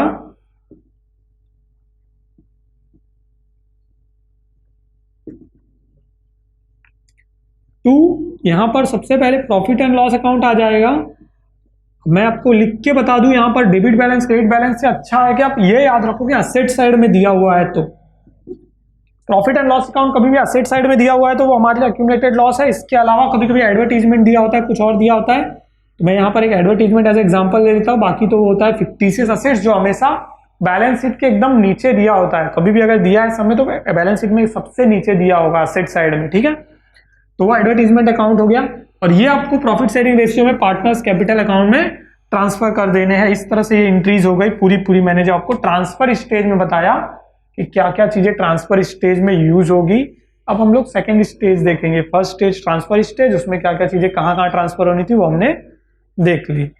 सो गाइस अब हम लोग देखते हैं नेक्स्ट स्टेज। हमने देखा पहले अभी ट्रांसफर स्टेज पे क्या क्या एंट्रीज हो रही थी, तो सिर्फ एंट्रीज ट्रांसफर कर रहे थे हम लोग बैलेंस शीट से रियलाइजेशन अकाउंट में, और जो अकाउंट में ट्रांसफर होती है। ट्रांसफर स्टेज पे क्या क्या एंट्रीज हो रही थी वो हमने देख ली। अब हम लोग देखते हैं रियलाइजेशन स्टेज पे। ठीक है, अब रियलाइजेशन स्टेज पे देखते गाइस क्या एंट्रीज हो रही है। तो रियलाइजेशन स्टेज पे जो सबसे पहले एंट्री हो रही है वो sale of assets for cash. कोई भी असेट्स बेचा जा रहा है कैश में। अब सारे असेट्स और लायबिलिटी हमने सबसे पहले क्या कर लिया, रियलाइजेशन अकाउंट में ट्रांसफर कर दिए। अब सारी चीजें क्या है रियलाइजेशन अकाउंट में। अगर हम लोग कुछ भी एंट्रीज कर रहे, कुछ भी मतलब यहाँ पर रियलाइज करेंगे, तो सारी चीजों का कहीं ना कहीं से कनेक्शन रियलाइजेशन अकाउंट से होगा गाइस। तो ये चीज हमें ध्यान देनी है कि रियलाइजेशन अकाउंट का यहाँ पे रोल है। ठीक है, तो अभी असेट्स सेल करना है, असेट्स हमने ट्रांसफर क्या किए थे, रियलाइजेशन अकाउंट के डेबिट साइड में ट्रांसफर किए थे। अगर सेल होंगे तो असेट्स जाएंगे, कहाँ से जाएंगे, तो क्रेडिट साइड से आएंगे। और एल्स हम लोग इस तरह से सोच सकते हैं कि हमारे पास पैसा आया या गया। अगर असेट्स बेच रहे कैश में असेट अगर हम लोग बेच रहे कैश में, तो हमें क्या होगा, पैसा रिसीव होगा। डेबिट व्हाट कम्स इन, पैसा रिसीव हो रहा है तो cash bank account debit,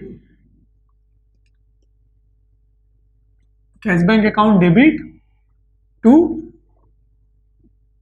realisation account. इस तरह से आप इसकी एंट्री करेंगे, cash bank account debit to realisation account. और ये अमाउंट क्या होगा, तो ये एक्चुअल अमाउंट रिसीव्ड, जो अमाउंट आपको असेट सेल करने पे मिल रहा है, आपको लिखकर दिया होगा सम में, तो जो अमाउंट आपको उस असेट सेल करने पे मिलेगा that will be your amount for entering the realisation account. और जर्नल एंट्रीज करे तो जर्नल एंट्रीज में वो अमाउंट क्या रहेगा। तो ये आपको पता चल गया sale of assets for cash, पैसा आया या फिर पैसा गया। ठीक है, असेट्स हमने क्या किए, पूरे के पूरे असेट्स हमने लिख दिए रियलाइजेशन अकाउंट में, तो रियलाइजेशन अकाउंट का रोल यहाँ पे रहेगा। असेट्स में अगर सेल को असेट किया कैश में, तो realisation account cash bank account हो गया। अभी वही असेट्स मान लीजिए क्या कर रहा है, पार्टनर टेकन ओवर कर रहा है। टेकन ओवर बाय पार्टनर, कोई भी एक पार्टनर टेकन ओवर कर सकता है, सारे पार्टनर्स टेकन ओवर कर सकते हैं, सारे पार्टनर्स टेकन ओवर कर रहे हैं तो किस रेशियो में कर रहे हैं, सारी चीजें हमें देखना होता है बस। तो असेट्स अगर टेकन ओवर बाय पार्टनर्स है तो क्या होगा, रियलाइजेशन अकाउंट, तो असेट्स जा ही रहा है, रियलाइजेशन अकाउंट क्रेडिट में ही रहेगा टू रियलाइजेशन अकाउंट। ठीक है,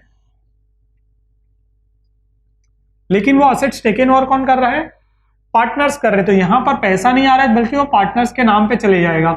यहां पर देखिए मैं पार्टनर्स कैपिटल अकाउंट जब लिखता हूं, इसका मतलब ये नहीं है कि पार्टनर्स कैपिटल अकाउंट, हो सकता है वो असेट्स किसी एक पार्टनर ने टेकन ओवर किया है तो उस पार्टनर के अकाउंट में सिर्फ उसका अमाउंट जाएगा। ठीक है, ये एंट्री करते टाइम आपको ध्यान देना, ये आपको पता भी है। तो partners capital account debit to realisation account हो गया। कभी भी पार्टनर टेकन ओवर करता है तो मोस्टली क्या होगा, एग्रीड वैल्यू होती है, एग्रीड अमाउंट। तो हम लोग यहाँ एग्रीड वैल्यू लिख देते हैं। एग्रीड वैल्यू का मतलब जो एग्रीड वैल्यू पे हमने वो पार्टनर को असेट्स दिया। मान लीजिए हमारे पास बिजनेस में मोटर कार थी, वो कार इस पार्टनर ने टेकन ओवर की तो वो 50,000 की थी, और मान लीजिए पार्टनर ने 40,000 में ली तो हम लोग यहाँ पर 40,000 अमाउंट लेंगे, तो एग्रीड वैल्यू हो गया। आउटसाइड लायबिलिटीज पेड, जैसे असेट्स हमने बेचा, पैसा आया था, लायबिलिटीज पे करे, पैसा जा रहा है, और लायबिलिटीज भी हमने आउटसाइड वाली क्या की है, सारी की सारी रियलाइजेशन अकाउंट में लिख दी है। तो ये सारी चीजें ध्यान देनी कि जो चीजें हमने इंटर कर दी वो रियलाइजेशन अकाउंट में अभी है, तो हमारे सारे ट्रांजेक्शन रियलाइजेशन अकाउंट से होंगे। Realisation account debit to cash bank account, debit what comes in and credit what goes out. Liabilities पे कर रहे, पैसा जा रहा है, कैश बैंक अकाउंट बाहर जा रहा है तो क्रेडिट में आ गया। इस तरह से भी आप सोच सकते हैं। इसका भी अमाउंट क्या होगा, लायबिलिटीज जो पे हो रही है तो या तो फुल अमाउंट या फिर अमाउंट हमें बताया हो जाएगा एक्चुअल अमाउंट पेड, तो वो जो भी अमाउंट है वो हम लोग यहाँ डालते हैं। मैं यहाँ लिख देता हूँ एक्चुअल अमाउंट पेड, जो अमाउंट पेड किया उतनी लायबिलिटी हमने पेड कर दी, ऐसे होता है। और एल्स पूरी अमाउंट पे किया तो पूरा अमाउंट हम लोग यहाँ ले लेते हैं। और सेम उसका उल्टा, जिस तरह से एसेट्स था, एसेट्स को टेकन ओवर किया था पार्टनर ने, वैसे ही लायबिलिटीज भी बहुत बार क्या होता है पार्टनर टेकन ओवर करते, और लायबिलिटीज भी टेकन ओवर करते तो एग्रीड वैल्यू पे करते हैं या तो एक्चुअल अमाउंट करते हैं, वो जो भी अमाउंट है वो हम लोग ले लेते हैं। तो मैं यहाँ जस्ट आपको वो बता दूं कि आप एग्रीड वैल्यू डाल दीजिए। एक बार अंडरस्टैंडिंग के लिए हम लोग एग्रीड वैल्यू डालते हैं, वो सम में पढ़ते ही हमें समझ में आ जाता है कि अमाउंट एग्रीड वैल्यू पे गया, एक्चुअल अमाउंट पे गया। अब liabilities taken over by partners, ठीक है, लायबिलिटीज पार्टनर ने टेकन ओवर की तो क्या होगी, लायबिलिटीज तो बिजनेस से जा ही रही है, मतलब रियलाइजेशन अकाउंट डेबिट ही होगा, लेकिन कहाँ जा रही है तो पार्टनर्स के अकाउंट में जा रही है, तो realisation account debit to partners capital account. और यहां पर भी पार्टनर्स कैपिटल अकाउंट का मतलब है वो पार्टनर जो कि इस बिजनेस में, पार्टनर्स कैपिटल अकाउंट जो मैंने यहां लिया तो वो पार्टनर यहां पर आ गया जिसने इस लायबिलिटीज को टेकन ओवर किया। हो सकता है कि सारे पार्टनर्स ने भी किया हो, तो सारे पार्टनर्स ने किया होगा तो हम लोग उनके प्रॉफिट शेयरिंग रेशियो के अकॉर्डिंग डिवाइड कर देते हैं, या फिर जो रेशियो हमें बताया होगा सम में। Realisation expenses paid by firm, realisation expenses borne by firm भी होता है, मतलब या तो रियलाइजेशन एक्सपेंसेस किसने बॉर्न किए हैं, फर्म ने बॉर्न किए या फिर फर्म ने पेड किए। पेड किए रियलाइजेशन एक्सपेंसेस कभी भी पेड हो रहा है तो रियलाइजेशन एक्सपेंसेस पेड होने पे भी रियलाइजेशन अकाउंट पे इसका इफेक्ट होता है। अब पैसा हमारे पास आ रहा है या जा रहा है, बस उस एंगल से हम लोग देखते हैं, तो debit what comes in and credit what goes out. पैसा जा रहा है तो इसका अमाउंट हो जाएगा realisation account debit to cash bank account. पैसा दिया जा रहा है, हमारे पास से पैसा जाएगा, ये एक्चुअल अमाउंट हमें बताया होता है हमेशा सम में, तो एक्चुअल अमाउंट यहां लग देते हैं हम लोग, ठीक है। ये रियलाइजेशन एक्सपेंसेस पेड किया तो पैसे में पेड हो गया, बट रियलाइजेशन एक्सपेंसेस क्या होता है, कभी कभी बॉन्ड करता है पार्टनर या तो पे करेगा या तो पार्टनर बॉन्ड कर रहा है, मतलब फर्म को इससे कोई लेना देना नहीं है, तो ऐसे में भी realisation expenses account debit to, पैसे की जगह पे से हम लोग पार्टनर्स का नाम डाल देती, तो रियलाइजेशन अकाउंट डेबिट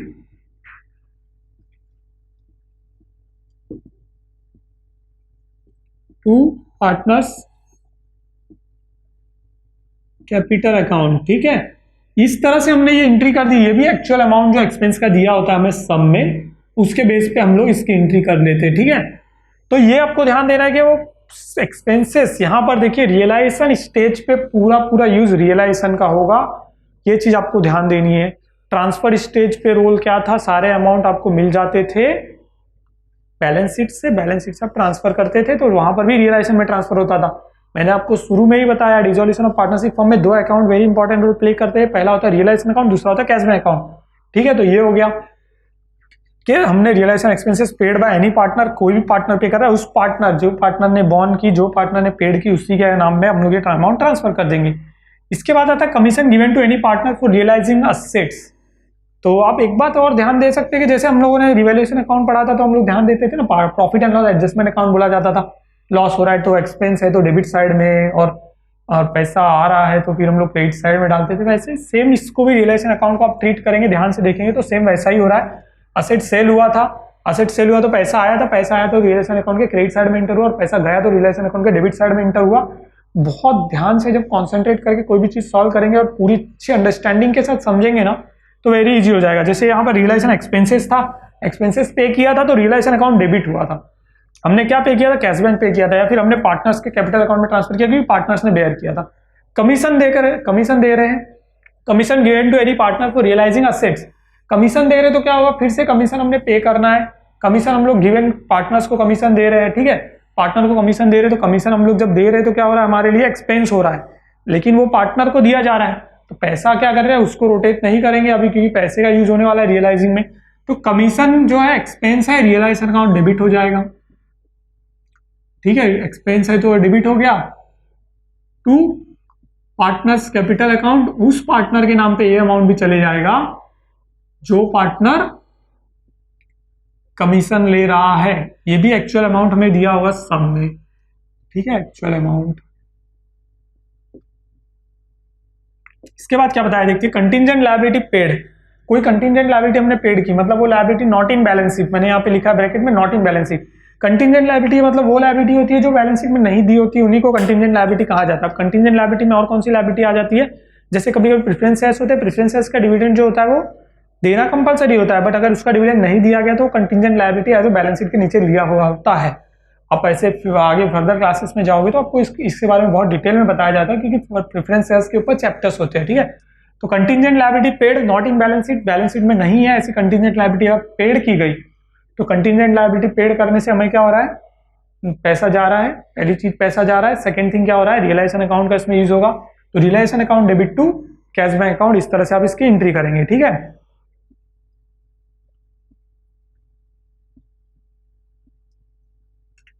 तो रियलाइजेशन अकाउंट डेबिट हो रहा है क्योंकि एक्सपेंस है ना, कंटिंजेंट लायबिलिटी भी पेड कर रहे तो अब पैसा जा रहा है टू कैश बैंक, पैसे में पेमेंट कर दिया इसका तो कैश बैंक अकाउंट हो गया। ये अमाउंट जो है हमें कंटिंजेंट लायबिलिटी का सम में दिया होता है, तो यहां पर भी मैं एक्चुअल अमाउंट लिख देता हूं। ठीक है, इसके बाद देखते हैं आगे क्या है। आगे बताया partners loan is fully paid, partners का लोन है उसे पूरा पूरा पे कर दिया, तो ये तो वेरी सिंपल एडजस्टमेंट हो गया। किसी भी चीज को पे करो, पैसा जा रहा है और क्या पे किया वो हम लोग डेबिट साइड में कर देते, debit what comes in credit what goes out, पैसा जा रहा है और पार्टनर्स लोन पे किया तो पार्टनर्स लोन अकाउंट डेबिट, जो कि हम लोग एक अलग से अकाउंट बनाएंगे। हमने देखा है ना कि हम लोग सम के अंदर क्या क्या अकाउंट बनाएंगे, तो पार्टनर्स लोन अकाउंट भी हमें बनाना है। Partners loan account debit to cash bank account, पैसा दे दिया। ठीक है, इसमें रियलाइजेशन का रोल नहीं है क्योंकि ये इनसाइड लायबिलिटी और इनसाइड लायबिलिटी रियलाइजेशन अकाउंट में नहीं आती। सिर्फ आपको ना बेसिक अंडरस्टैंडिंग के साथ जाना है। देखिए बेसिक अंडरस्टैंडिंग क्या थी, पार्टनर्स लोन जो है वो इनसाइड लायबिलिटी है, इनसाइड लायबिलिटी रियलाइजेशन अकाउंट में है ही नहीं, तो रियलाइजेशन अकाउंट का उससे कोई लेना देना ही नहीं है। ये भी एक्चुअल अमाउंट हो गया। ठीक है, कि हमने पूरा पार्टनर्स लोन पे कर दिया। अब दूसरा एक सिचुएशन ये बन सकती है कि पार्टनर्स लोन पे किया इंटरेस्ट के साथ, यहां पर इंटरेस्ट का रोल आ गया। इंटरेस्ट जो है एक्सपेंस है, जैसे कमीशन आया यहाँ पर एक्सपेंस था, जैसे यहाँ रियलाइजेशन एक्सपेंसेस आई तो एक्सपेंस था, एक्सपेंस था तो क्या होता था, रियलाइजेशन अकाउंट डेबिट साइड आता था क्योंकि रियलाइजेशन अकाउंट में एक्सपेंसेस हम लोग डालते डेबिट साइड में। अभी इंटरेस्ट के साथ जब हम लोग लोन पे करेंगे तो पार्टनर्स लोन अकाउंट, यहाँ पर देखिए मैंने एक वर्ड यूज किया फुल, इसका मतलब पूरा अमाउंट हम लोग पे कर रहे हैं पार्टनर्स लोन का, ये भी फुल अमाउंट पे किया है। ठीक है, पूरा अमाउंट पे किया है। ठीक है, तो पार्टनर्स लोन अकाउंट डेबिट हो गया। उसके बाद क्या करना है, इंटरेस्ट पे करना है। इंटरेस्ट के लिए हम लोग यहाँ पे रियलाइजेशन अकाउंट को इंटर करते हैं क्योंकि रियलाइजेशन अकाउंट में इंटरेस्ट पे हो रहा है ना, जो भी एक्सपेंसेस है वो रियलाइजेशन अकाउंट से पेड रियलाइजेशन अकाउंट से ही पे हो रही है, क्योंकि हम लोग यहाँ पर profit and loss account maintain नहीं कर रहे, हम लोग फर्म को क्लोज कर रहे, फर्म के अकाउंट्स को क्लोज नहीं कर रहे, राइट, फर्म को ही क्लोज करना है। तो यहाँ पर देखिए रियलाइजेशन एक्सपेंसेस थी तभी भी रियलाइजेशन अकाउंट डेबिट हुआ, कमीशन पे किया तो रियलाइजेशन अकाउंट डेबिट हुआ, वैसे ही अभी इंटरेस्ट पे कर रहे रियलाइजेशन अकाउंट डेबिट होगा। रियलाइजेशन अकाउंट में हम लोग यहाँ पर इंटरेस्ट अमाउंट लेंगे, यहाँ पे पार्टनर्स लोन अमाउंट लेंगे और जो टोटल अमाउंट होगा वो हम लोग कैश बैंक करके पे कर देंगे पार्टनर्स को। ठीक है, यहाँ पर तो इस तरह से ये हो गया हमारा एक्चुअल अमाउंट विथ इंटरेस्ट, हम लोगों को यहाँ लेना है इंटरेस्ट के साथ। इसके बाद होता है partners loan is settled with paying less amount. साफ साफ शब्दों में लिखा है पार्टनर्स का लोन हमने पे किया, ऊपर क्या कर रहे थे हम लोग, इंटरेस्ट के साथ पे कर रहे थे, पैसा ज्यादा दे रहे थे, रियलाइजेशन अकाउंट डेबिट हुआ। यहाँ पे क्या कर रहे हैं, पे लेस, मतलब हमारे पास उतना कैश नहीं है या फिर बिजनेस की जो एग्रीड कंडीशन है वो ये कहती है कि उसका लोन अगर 40,000 का तो हम लोग सिर्फ 30,000 पे कर रहे हैं और उसका लोन पूरा सेटल कर रहे हैं, मतलब फाइनल सेटलमेंट कर रहे हैं लोन का। तो ऐसे में क्या हो रहा है, पैसा कम देना पड़ रहा है, तो क्या हो रहा है, फायदा हो रहा है तो रियलाइजेशन अकाउंट हम लोग क्या कर देंगे, क्रेडिट साइड ले लेंगे। तो यहाँ पर पार्टनर्स लोन अकाउंट पूरा ले लेना है। तो पार्टनर्स लोन अकाउंट पूरा ले लिया, यानी 40,000 मान लीजिए मैंने जो एग्जांपल दिया, तो 40,000 पार्टनर्स लोन अकाउंट में पूरा डेबिट हो गया। उसमें से जितना हम लोगों को फायदा हो रहा है वो रियलाइजेशन अकाउंट में चले जाएगा और जितना पैसा हम लोग दे रहे हैं that is only a cash bank account, हमारा पेएबल अमाउंट है कि हमने 30,000 दे दिया, 10,000 रियलाइजेशन प्रॉफिट हो गया तो रियलाइजेशन अकाउंट में डाल दिया, और दूसरा पार्टनर्स लोन अकाउंट, तो ये अमाउंट भी हमें सम में दिया होता है, इसके अकॉर्डिंग ही इसको भी हम लोग सॉल्व करते हैं। ठीक है, इसके बाद एक एडिशनल एडजस्टमेंट आने के चांसेस होते हैं कभी कभी सम में, वो ये है कि assets taken over by creditors. तो गाइस इसमें ना किसी का भी रोल नहीं है क्योंकि क्रेडिटर्स जो है वो भी आउटसाइडर लायबिलिटी ही है और असेट्स जो है वो भी असेट साइड में है। तो ऐसे में अगर कभी हमें इस तरह का दिया जाता है कि assets taken over by creditors, तो हमें किसी भी तरह की कोई एंट्री इसमें पास नहीं करनी है क्योंकि ये लायबिलिटी असेट्स दोनों भी रियलाइजेशन अकाउंट में ऑलरेडी इंटर कर चुके हैं हम लोग। तो अगर उनके बीच में ही कुछ ट्रांजेक्शन हो रहा है तो that doesn't matter for us, क्योंकि हम लोग जब लास्ट में क्लोज करेंगे तो सारा रियलाइजेशन वहां पर हो जाएगा। So no entry for this adjustment. Okay, तो इस तरह से हमने ये स्टेज देख लिया, रियलाइजेशन स्टेज। अब हम लोग देखते हैं डिस्ट्रीब्यूशन स्टेज, जहां पर हम लोग क्लोजिंग करते हैं धीरे धीरे अकाउंट्स की। ठीक है, तो देखते हैं उसमें क्या क्या है। सो गाइस अब हम लोग देखते हैं फाइनलाइजेशन कैसे करना है। वो होता है डिस्ट्रीब्यूशन स्टेज पे, ठीक है। डिस्ट्रीब्यूशन स्टेज पे सबसे पहली चीज हमें क्या बताया गया, transfer of profit realisation account. Realisation account close करेंगे, जो भी प्रॉफिट होता है या लॉस होता है, अगर प्रॉफिट हो रहा है तो ट्रांसफर करना है पार्टनर्स कैपिटल करंट अकाउंट में, लॉस होगा तो भी, तो उसकी जर्नल एंट्रीज कैसे होगी जस्ट वो आपको बता दूं एक बेसिक एग्जांपल के लिए।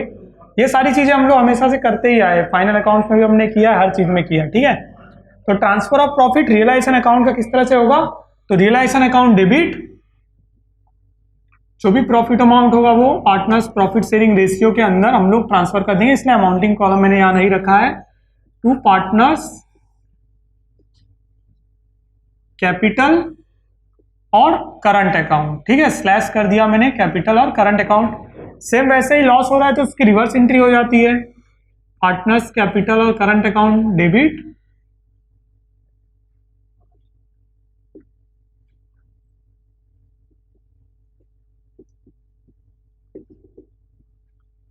To realisation account. इस तरह से मैंने एंट्री कर दी इसकी भी। तो ये दो एंट्री हमें इस तरह से करनी होती है लॉसेस की। अब इसके आगे किस तरह से क्लोज होता है तो क्लोजिंग का मैं आपको बता दूं, जैसे ये ट्रांसफर किया वैसे ही ट्रांसफर्स की एंट्री तो वेरी इजी होती है। अब हमने ये ट्रांसफर कर दिया पार्टनर्स कैपिटल और करंट अकाउंट। अब मान लीजिए हम लोग करंट अकाउंट मेंटेन कर रहे हैं तो करंट अकाउंट फिर हम लोग क्लोज करेंगे उसके बाद, और करंट अकाउंट क्लोज करके उस बचे हुए बैलेंस को हम लोग ट्रांसफर करेंगे पार्टनर्स कैपिटल अकाउंट में, ठीक है। और कैशबैक अकाउंट उसके बाद हम लोग क्लोज करेंगे, उसके बाद कैशबैक अकाउंट क्लोज करेंगे, और कैशबैक अकाउंट का अगर जो बैलेंस बचता है तो अगर हमने करंट अकाउंट मेंटेन किया है तो कैशबैक अकाउंट का बैलेंस जाएगा करंट अकाउंट में, और फिर करंट अकाउंट क्लोज करके कैपिटल अकाउंट में। और अगर हमने कैपिटल अकाउंट ही मेंटेन किया है तो कैशबैक अकाउंट हम लोग क्लोज करेंगे, उसका जो भी बैलेंस बचेगा उसे हम लोग ट्रांसफर करेंगे पार्टनर्स कैपिटल अकाउंट में, और कैपिटल अकाउंट हम लोग क्लोज करेंगे। अब एंडिंग में हमारा जो कैपिटल अकाउंट या करंट अकाउंट जो भी सबसे लास्ट में हम लोग क्लोज कर रहे हैं, जो हमारा लास्ट अकाउंट है, मोस्टली कैपिटल अकाउंट ही होता है लास्ट अकाउंट, तो कैपिटल अकाउंट हम लोग क्लोज करें, वो कैपिटल अकाउंट हमारा टैली होना चाहिए। इस तरह से हमारा सम पूरा कंप्लीट होता है और हमारा रियलाइजेशन पूरा सही है। ये आपको सबसे ज्यादा इंपॉर्टेंट चीज जो ध्यान देने वाली है। और उसकी एंट्रीज तो वेरी इजी है कि आपने इस अकाउंट से इस अकाउंट में ट्रांसफर किया तो उसी के डेबिट और वो क्रेडिट इस तरह से आप एंट्रीज करेंगे उसकी। इसके बाद कुछ चीजें जो इसमें इंपॉर्टेंट हो जाती है वो है अनरिकॉर्डेड असेट्स और लायबिलिटीज। अगर अनरिकॉर्डेड असेट्स है जिसका कोई रिकॉर्ड है ही नहीं, जो बैलेंस शीट में है ही नहीं, तो वो कभी ट्रांसफर स्टेज में आई ही नहीं। तो ऐसे असेट्स अगर हम लोग कभी बेच रहे तो हमें उससे कोई लेना देना नहीं, वो असेट्स के नाम से। अगर वो असेट्स बेचा गया तो पैसा आ रहा है तो realisation account debit to cashback account, debit what comes in cashback account debit to realisation account, पैसा आया। और अनरिकॉर्डेड लायबिलिटी है तो realisation account debit to cashback account, इस तरह से एंट्री कर देंगे, ठीक है। और अगर वही असेट्स अगर पार्टनर्स लेके जा रहे तो कैशबैक की जगह हम लोग पार्टनर्स कैपिटल और करंट अकाउंट मेंटेन कर देंगे, जो एंट्रीज हमने ऑलरेडी देखी थी कंटिंजेंट लायबिलिटी में। इसके बाद आता है ट्रीटमेंट ऑफ गुडविल। कभी कभी क्या होता है बुक्स में गुडविल दी गई है, गुडविल दी गई तो हम लोग क्या करते हैं गुडविल ट्रांसफर करते हैं, जैसे हम लोग असेट्स को ट्रांसफर करते हैं, ठीक है। मैंने गुडविल ट्रांसफर किया, फिर मैंने गुडविल रेस्ट किया तो क्या आएगा cashback account debit to goodwill account, और फिर वो गुडविल हम लोग क्या करेंगे पार्टनर्स कैपिटल अकाउंट में जाके रिटर्न ऑफ कर देंगे। पर कभी कभी बताया जाता है कि goodwill does not appear in the balance sheet, balance sheet में गुडविल नहीं दिखाना है, तो हम लोग क्या करेंगे सिर्फ गुडविल रेस्ट करेंगे और पार्टनर्स कैपिटल और करंट अकाउंट में ट्रांसफर करेंगे। रेस्ट कैसे करेंगे, cashback account debit to realisation account, debit what comes in credit what goes out के बेस पे रियलाइज किया है मैंने गुडविल को, और फिर उस गुडविल को मैंने क्या कर दिया ट्रांसफर कर दिया पार्टनर्स कैपिटल और करंट अकाउंट में। तो इस तरह से क्लोजिंग स्टेज की जो एंट्रीज है वो सारी एंट्रीज सिर्फ क्लोजिंग करने के लिए, बैलेंस कैसे क्लोज करना है तो रियलाइजेशन अकाउंट पहले क्लोज करना है आपको, रियलाइजेशन अकाउंट में जो प्रॉफिट या लॉस आया वो पार्टनर्स कैपिटल और करंट अकाउंट में आपको ट्रांसफर करना है। पार्टनर्स कैपिटल और करंट अकाउंट को आपको उसी तरह रखना है, पहले कैशबैक अकाउंट और पार्टनर्स लोन अकाउंट क्लोज करना है। पार्टनर्स लोन अकाउंट क्लोज करोगे, कैशबैक अकाउंट क्लोज करोगे, कैशबैक अकाउंट क्लोज करने के बाद बैलेंसेस को आप ट्रांसफर करोगे पार्टनर्स कैपिटल और करंट अकाउंट में, वो आपका टैली हो जाएगा। इस तरह से हम लोग क्लोजिंग करेंगे, ठीक है। सो गाइस अब हम लोग देखते हैं डिसॉल्यूशन ऑफ पार्टनरशिप फर्म का सबसे इंपॉर्टेंट पार्ट, वो है रियलाइजेशन अकाउंट। रियलाइजेशन अकाउंट का प्रोफार्मा हम लोग अब देखेंगे, कैशबैक अकाउंट, बाकी सारे लेजर्स हमें ऑलरेडी मेंटेन करने आते हैं। क्या क्या अकाउंट्स हम लोग बनाते हैं तो रियलाइजेशन अकाउंट बनाते हैं, partners capital account, partners current account, partners loan account और कैशबैक अकाउंट। तो बाकी सारे लेजर्स तो हम लोगों ने ऑलरेडी यूज किए ही है, हम लोगों ने final account not for profit concern में देखे है, लेकिन रियलाइजेशन अकाउंट हमारे लिए न्यू है। तो इसको किस तरह से इसकी एंट्रीज करनी, तो वो 3 स्टेजेस में एंट्रीज होती है, वो हम लोगों ने अभी देखा, ट्रांसफर स्टेज, फिर इसके बाद होता है ट्रांसफर के बाद रियलाइजेशन स्टेज जिसको डिसॉल्यूशन स्टेज भी बोला जाता है, उसके बाद आता है डिस्ट्रीब्यूशन स्टेज। तो सबसे पहले ट्रांसफर स्टेज, तो ट्रांसफर स्टेज में क्या होता है हम लोग अपने एसेट्स ट्रांसफर करते हैं। तो इसी तरह से एंट्रीज किस तरह से होगी वो मैं आपको बता दूं। सबसे पहले हम लोग अपने एसेट्स ट्रांसफर करते हैं, अगर जो जर्नल एंट्रीज करनी है वो कैसे करते हैं उसी के अकॉर्डिंग लेजर एंट्रीज होती है सेम। तो यहां पर एक एंट्री हम लोग पोस्ट करते हैं हमेशा टू सन्ड्री असेट्स सारे असेट्स एक्सेप्ट क्या, cash and bank and fictitious assets and provision. जो भी हमने प्रोविजन किया है वो जो भी हमारे फिक्टिशियस असेट्स है, एडवर्टाइजिंग कभी कभी होते हैं, कभी बिल्स रिसीवेबल जो कि मिला ही नहीं, ऐसा न मिलने वाला अमाउंट, आरडीडी जो होता है वो भी प्रोविजन है एक तरह का। इसके बाद क्या बचा, उसके बाद बचा कैश बैंक। ये सारे चीजें, ये 3 चीजें छोड़कर बाकी सारे असेट्स, जितने भी फिक्स असेट्स है, यहाँ पे मैं लिखूंगा ऑल फिक्स असेट्स, आपके लिए एक प्रोफार्मा जस्ट मैं बना रहा हूं। अब ऑल फिक्स असेट्स में कौन से असेट्स आ गए, तो ऑल फिक्स असेट्स के अंदर आ गया land and building, plant and machinery, furniture, machinery खाली आ जाए अकेला, खाली बिल्डिंग अकेला आ जाए, प्लांट एंड बिल्डिंग आ जाए, lease hold premises, free hold premises, live stock, vehicle, motor van, इस तरह के जितने भी फिक्स असेट्स है जिनके ऊपर हम लोग डेप्रिसिएशन और एप्रिसिएशन चार्ज करते हो, सारे असेट्स यहाँ पर आएंगे। इसके अलावा जो असेट्स आएंगे वो होंगे बिजनेस रिलेटेड असेट्स, जैसे डेटर्स आ गए, बिल्स रिसीवेबल आ गए। इसके अलावा कहीं पे हमने इन्वेस्टमेंट करके रखा है, जो लॉन्ग टर्म इन्वेस्टमेंट होता है, शॉर्ट टर्म इन्वेस्टमेंट होने दो, और बाकी जितने भी असेट्स है वो सारे असेट्स यहाँ पर आ जाएंगे। तो फिक्स असेट्स मैंने ऑल लिख दिया, उसके बाद मैं यहाँ लिख देता हूँ इन्वेस्टमेंट। इस तरह से हमें सन्ड्री असेट्स हेडिंग करके उसके अंदर ये सारे अमाउंट इनर कॉलम में डाल के उसकी एक फाइनल टोटल हम लोग बाहर के कॉलम में डाल देते हैं। इस तरह से हम लोग इसे सॉल्व करते हैं। इस प्रोफार्मा को ध्यान से देखेंगे तो अकॉर्डिंगली आपको सम सॉल्व करने में बहुत इजी होगा। इन्वेस्टमेंट के बाद आएगा बिल्स रिसीवेबल एंड डेटर्स, और मैं यहां पर एटसेट्रा कर देता हूं, एटसेट्रा। अब किन 3 चीजों को छोड़ा है, उसमें है पहला कैश बैंक। कैश बैंक हमने क्यों छोड़ा है, क्योंकि कैश बैंक जो है वो फास्ट, जो मूवेबल असेट्स होते हैं ना, जिनको हम लोग बोलते हैं क्विक असेट्स, क्विक असेट्स मतलब liquid assets, liquid acid assets भी बोला जाता है इन्हें। एसिड असेट्स में कैश जो है वो सबसे ज्यादा लिक्विडिटी कैश के अंदर है, मतलब आप इजीली किसी चीज को खरीदना है पैसा देकर खरीद सकते हो, इजीली कोई चीज बेचोगे आपको इजीली पैसा रिकवर भी हो जाता है। तो कैश जो है वो सबसे लिक्विड असेट्स है, तो उसके लिए हम एक अलग से अकाउंट मेंटेन कर रहे हैं, ताकि फाइनलाइज जब हम लोग कर रहे हैं अकाउंट डिसॉल्यूशन होने के बाद क्या पैसा पार्टनर्स से लेना निकलता है या पार्टनर्स का देना निकलता है, वो हमें अकॉर्डिंगली पता चले एंड में। इसलिए हम लोग कैश और बैंक अकाउंट अलग से एक लेजर बना, तो उसको मैंने छोड़ दिया, 50 से असेट्स छोड़ दिया, और मैंने छोड़ दिया सारे प्रोविजंस। तो उसके बाद जैसे असेट साइड हम लोग पहले देख रहे, मान लीजिए असेट साइड देख रहे, तो पहले मैंने असेट ट्रांसफर कर दिया, बचे जो प्रोविजन वो किस तरफ ट्रांसफर होंगे, वो इस तरफ ट्रांसफर होंगे अकॉर्डिंगली, इस तरफ, क्योंकि प्रोविजन जो है वो लायबिलिटीज का पार्ट होते हैं। डेप्रिसिएशन का प्रोविजन कभी भी किया जाता है तो या तो हम लोग असेट्स में से माइनस करके बताते हैं, और एल्स दूसरा तरीका क्या है उसे बताने का, प्रोविजन हम लोग लायबिलिटी साइड में बताते हैं। मालूम है आपने डेप्रिसिएशन रिजर्व कभी कभी देखा होगा या डेप्रिसिएशन फंड देखा होगा, तो that is the part of reserve. Okay, so by provision of assets, जो भी असेट्स के प्रोविजन यहाँ पे है वो सारी एंट्रीज यहाँ पे हमें करनी है। इसमें हम लोग फिक्टिशियस असेट्स एंड सारे प्रोविजन वाले असेट्स की एंट्री कर देंगे। जैसे मैं आपको 2-4 ऐसे एंट्रीज करके बता दूं, डेप्रिसिएशन का मान लो हमने कोई रिजर्व रखा है तो वो यहाँ पे आ जाता है। आरडीडी कोई हमने क्रिएट किया उसकी एंट्री इस तरफ आएगी, ठीक है। तो ये भी एक कंसेप्ट है जो मैं आपको इंपॉर्टेंटली बता दूं। जैसे डेटर्स है तो कभी कभी असेट साइड में क्या दिया होता है, डेटर्स माइनस आरडीडी बताया होगा, तो आपको क्या करना है, डेटर्स का पूरा अमाउंट सन्ड्री असेट्स में यहाँ पर लेना होगा, और आरडीडी का अमाउंट आप इस तरफ लोगे, जो बचा हुआ अमाउंट आरडीडी का दिया होगा असेट्स में, ठीक है। तो डेटर्स में यहाँ पे आप जो अमाउंट लेंगे वो पूरा अमाउंट जो दिया होगा ना आरडीडी के लेस करने के पहले वाला, वो अमाउंट आप यहाँ पर लेंगे। फिर डिप्रिसिएशन ले लिया हमने, आरडीडी ले लिया। फिक्टिशियस असेट्स में most of the time advertisement होता है जो असेट साइड में दिया होता है। प्रॉफिट एंड लॉस जो एक्यूमुलेटेड लॉसेस का पार्ट है, तो प्रॉफिट एंड लॉस अकाउंट अगर असेट साइड में दिया है तो वो प्रोविजन ऑफ असेट्स यहाँ पर ट्रांसफर करने हैं और सन्ड्री असेट्स यहाँ पर ट्रांसफर करने। इसके बाद सिर्फ कैश और बैंक बचता है, वो कैश और बैंक हम लोग ट्रांसफर करेंगे, कैश और बैंक का ओपनिंग बैलेंस जो लेजर हम लोग क्रिएट करेंगे। इसके बाद आती है लायबिलिटीज, लायबिलिटीज को भी ट्रांसफर करने का सेम इसी तरह से मेथड है जैसे सन्ड्री असेट्स यहाँ पर आए हैं, तो यहां पर हम लोग लिखते हैं बाय सन्ड्री लायबिलिटीज, ठीक है। तो बाय सन्ड्री लायबिलिटीज तो एंट्री करेंगे हम लोग यहाँ पर, और सन्ड्री लायबिलिटीज के अंदर सारी आउटसाइड लायबिलिटीज, लायबिलिटीज को हमने 3 पार्ट में डिवाइड किया था, मैंने आपको क्लियरली बताया था। तो लायबिलिटीज के जो 3 पार्ट है उसमें जो आउटसाइड लायबिलिटीज है, जिसे हम लोग थर्ड पार्टी लायबिलिटीज भी कहते हैं, जो हमें आउटसाइड जो कंपनी से बाहर के जो लोग हैं जिनको देना बाकी है, जैसे हो गए क्रेडिटर्स हो गए, बिल्स पेबल हो गए, loan from any bank, loan from any financial institution, loan from any partners wife, partners friend, loan from और ओन फ्रेंड, कहीं से भी लिया हुआ, जो सारी चीजें आउटसाइड लायबिलिटीज है। तो मेन जो है क्रेडिटर्स है वो मैं यहाँ लिख देता हूँ। बाकी जितनी भी आउटसाइड लायबिलिटीज है उसमें मैं आपको बता दूं 2 लायबिलिटीज जो अलग करनी है। पहली है पार्टनर्स करंट अकाउंट या पार्टनर्स कैपिटल अकाउंट के जो ओपनिंग बैलेंसेस दिए होते हैं लायबिलिटीज पार्ट में, that is not a part of और ईयर। उसके लिए हम लोग स्पेशली पार्टनर्स कैपिटल और पार्टनर्स करंट अकाउंट बना रहे हैं, उसमें ट्रांसफर कर देंगे।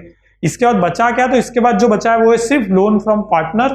किसी भी पार्टनर ने लोन दिया है अगर बिजनेस को, तो वो लोन यहाँ पे नहीं आएगा, बाकी सारी लायबिलिटीज हमने यहाँ पे ट्रांसफर करनी है।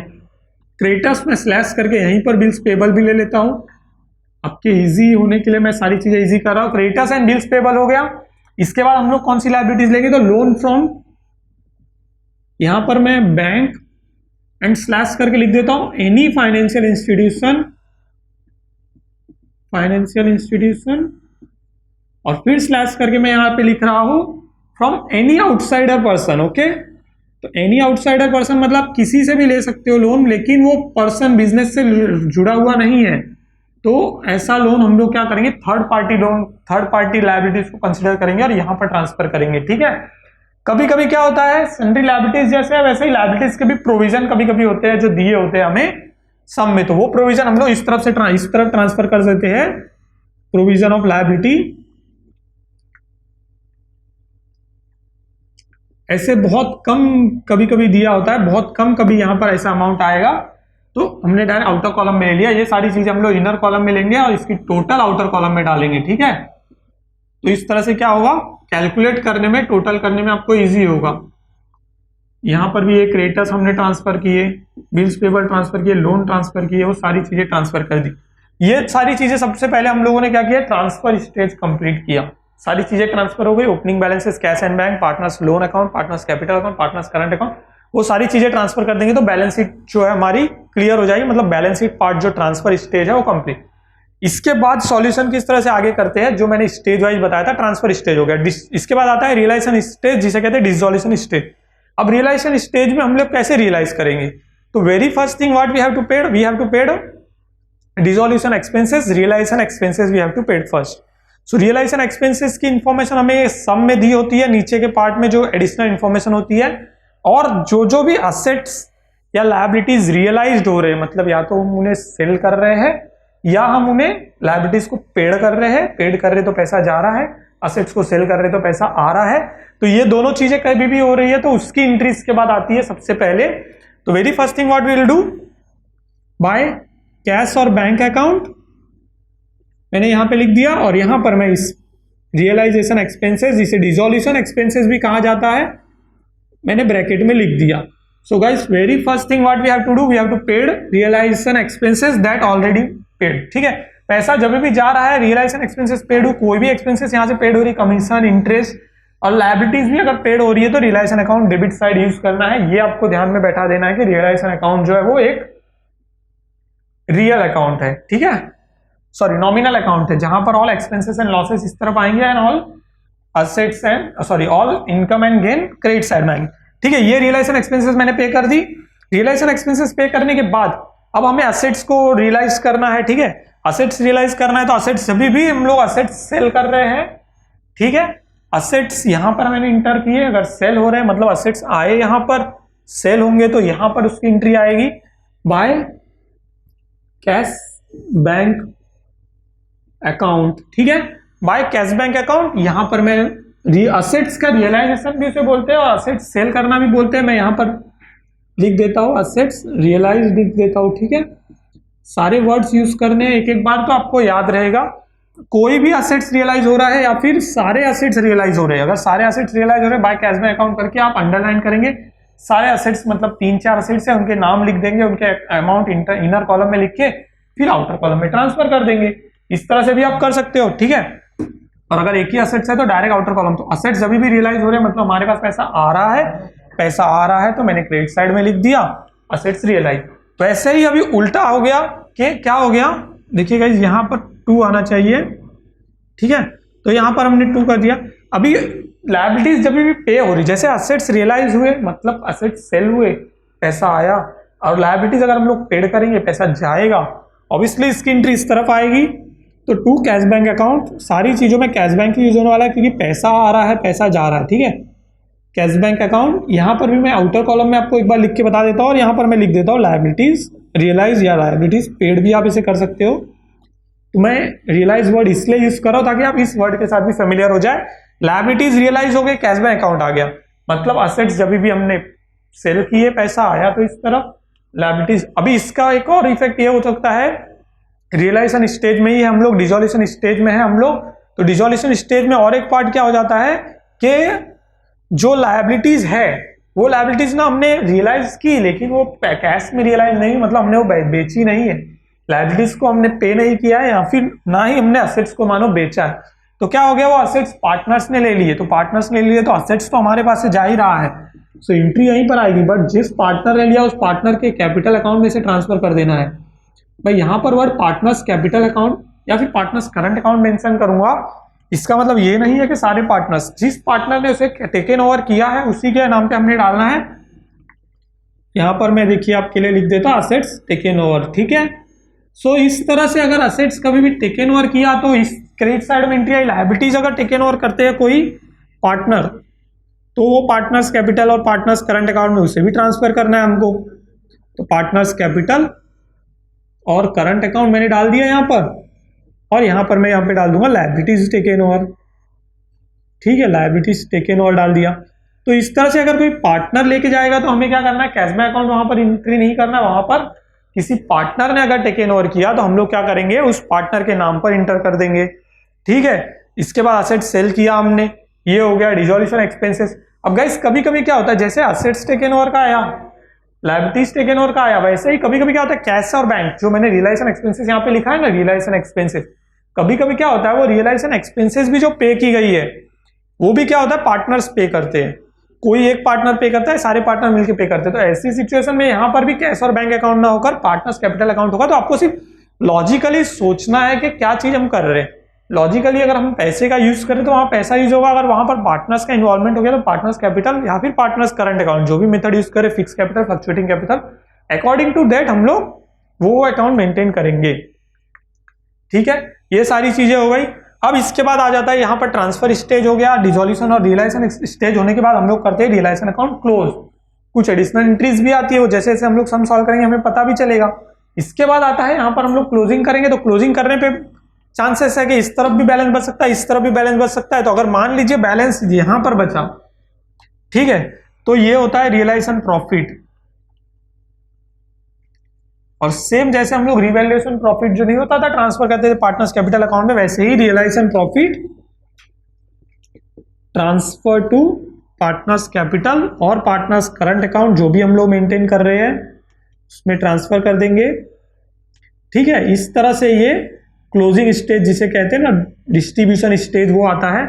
यहां से रियलाइजेशन अकाउंट क्लोज होता है, रियलाइजेशन अकाउंट क्लोज करने के बाद वो बैलेंसेस हमने ट्रांसफर कर दिए पार्टनर्स कैपिटल और पार्टनर्स करंट अकाउंट के अंदर, और उसके बाद क्या करते हैं, उसके बाद हम लोग क्लोज करते हैं पार्टनर्स करंट अकाउंट अगर हमारे पास है और कैपिटल अकाउंट भी है तो पार्टनर्स करंट अकाउंट पहले क्लोज करते हैं, उसका बैलेंस ट्रांसफर करेंगे पार्टनर्स कैपिटल अकाउंट में, और फिर पार्टनर्स कैपिटल अकाउंट क्लोज करके उसका जो फाइनल बैलेंसेस बचते हैं उसे हम लोग ट्रांसफर करते हैं बैंक अकाउंट और कैश अकाउंट जो हमने मेंटेन किया है, और वहां पर हम लोग कैश और बैंक अकाउंट को क्लोज करेंगे। तो वो कैश और बैंक अकाउंट जो है वो टैली होना चाहिए, यानी कि हमने जो पैसे पार्टनर से लिए या फिर पार्टनर्स को दिए, पेएबल और रिसीवेबल जो भी अमाउंट आ रहा है दैट इज ओके, हमने जो सम सॉल्व किया वो पूरा पूरा सही है।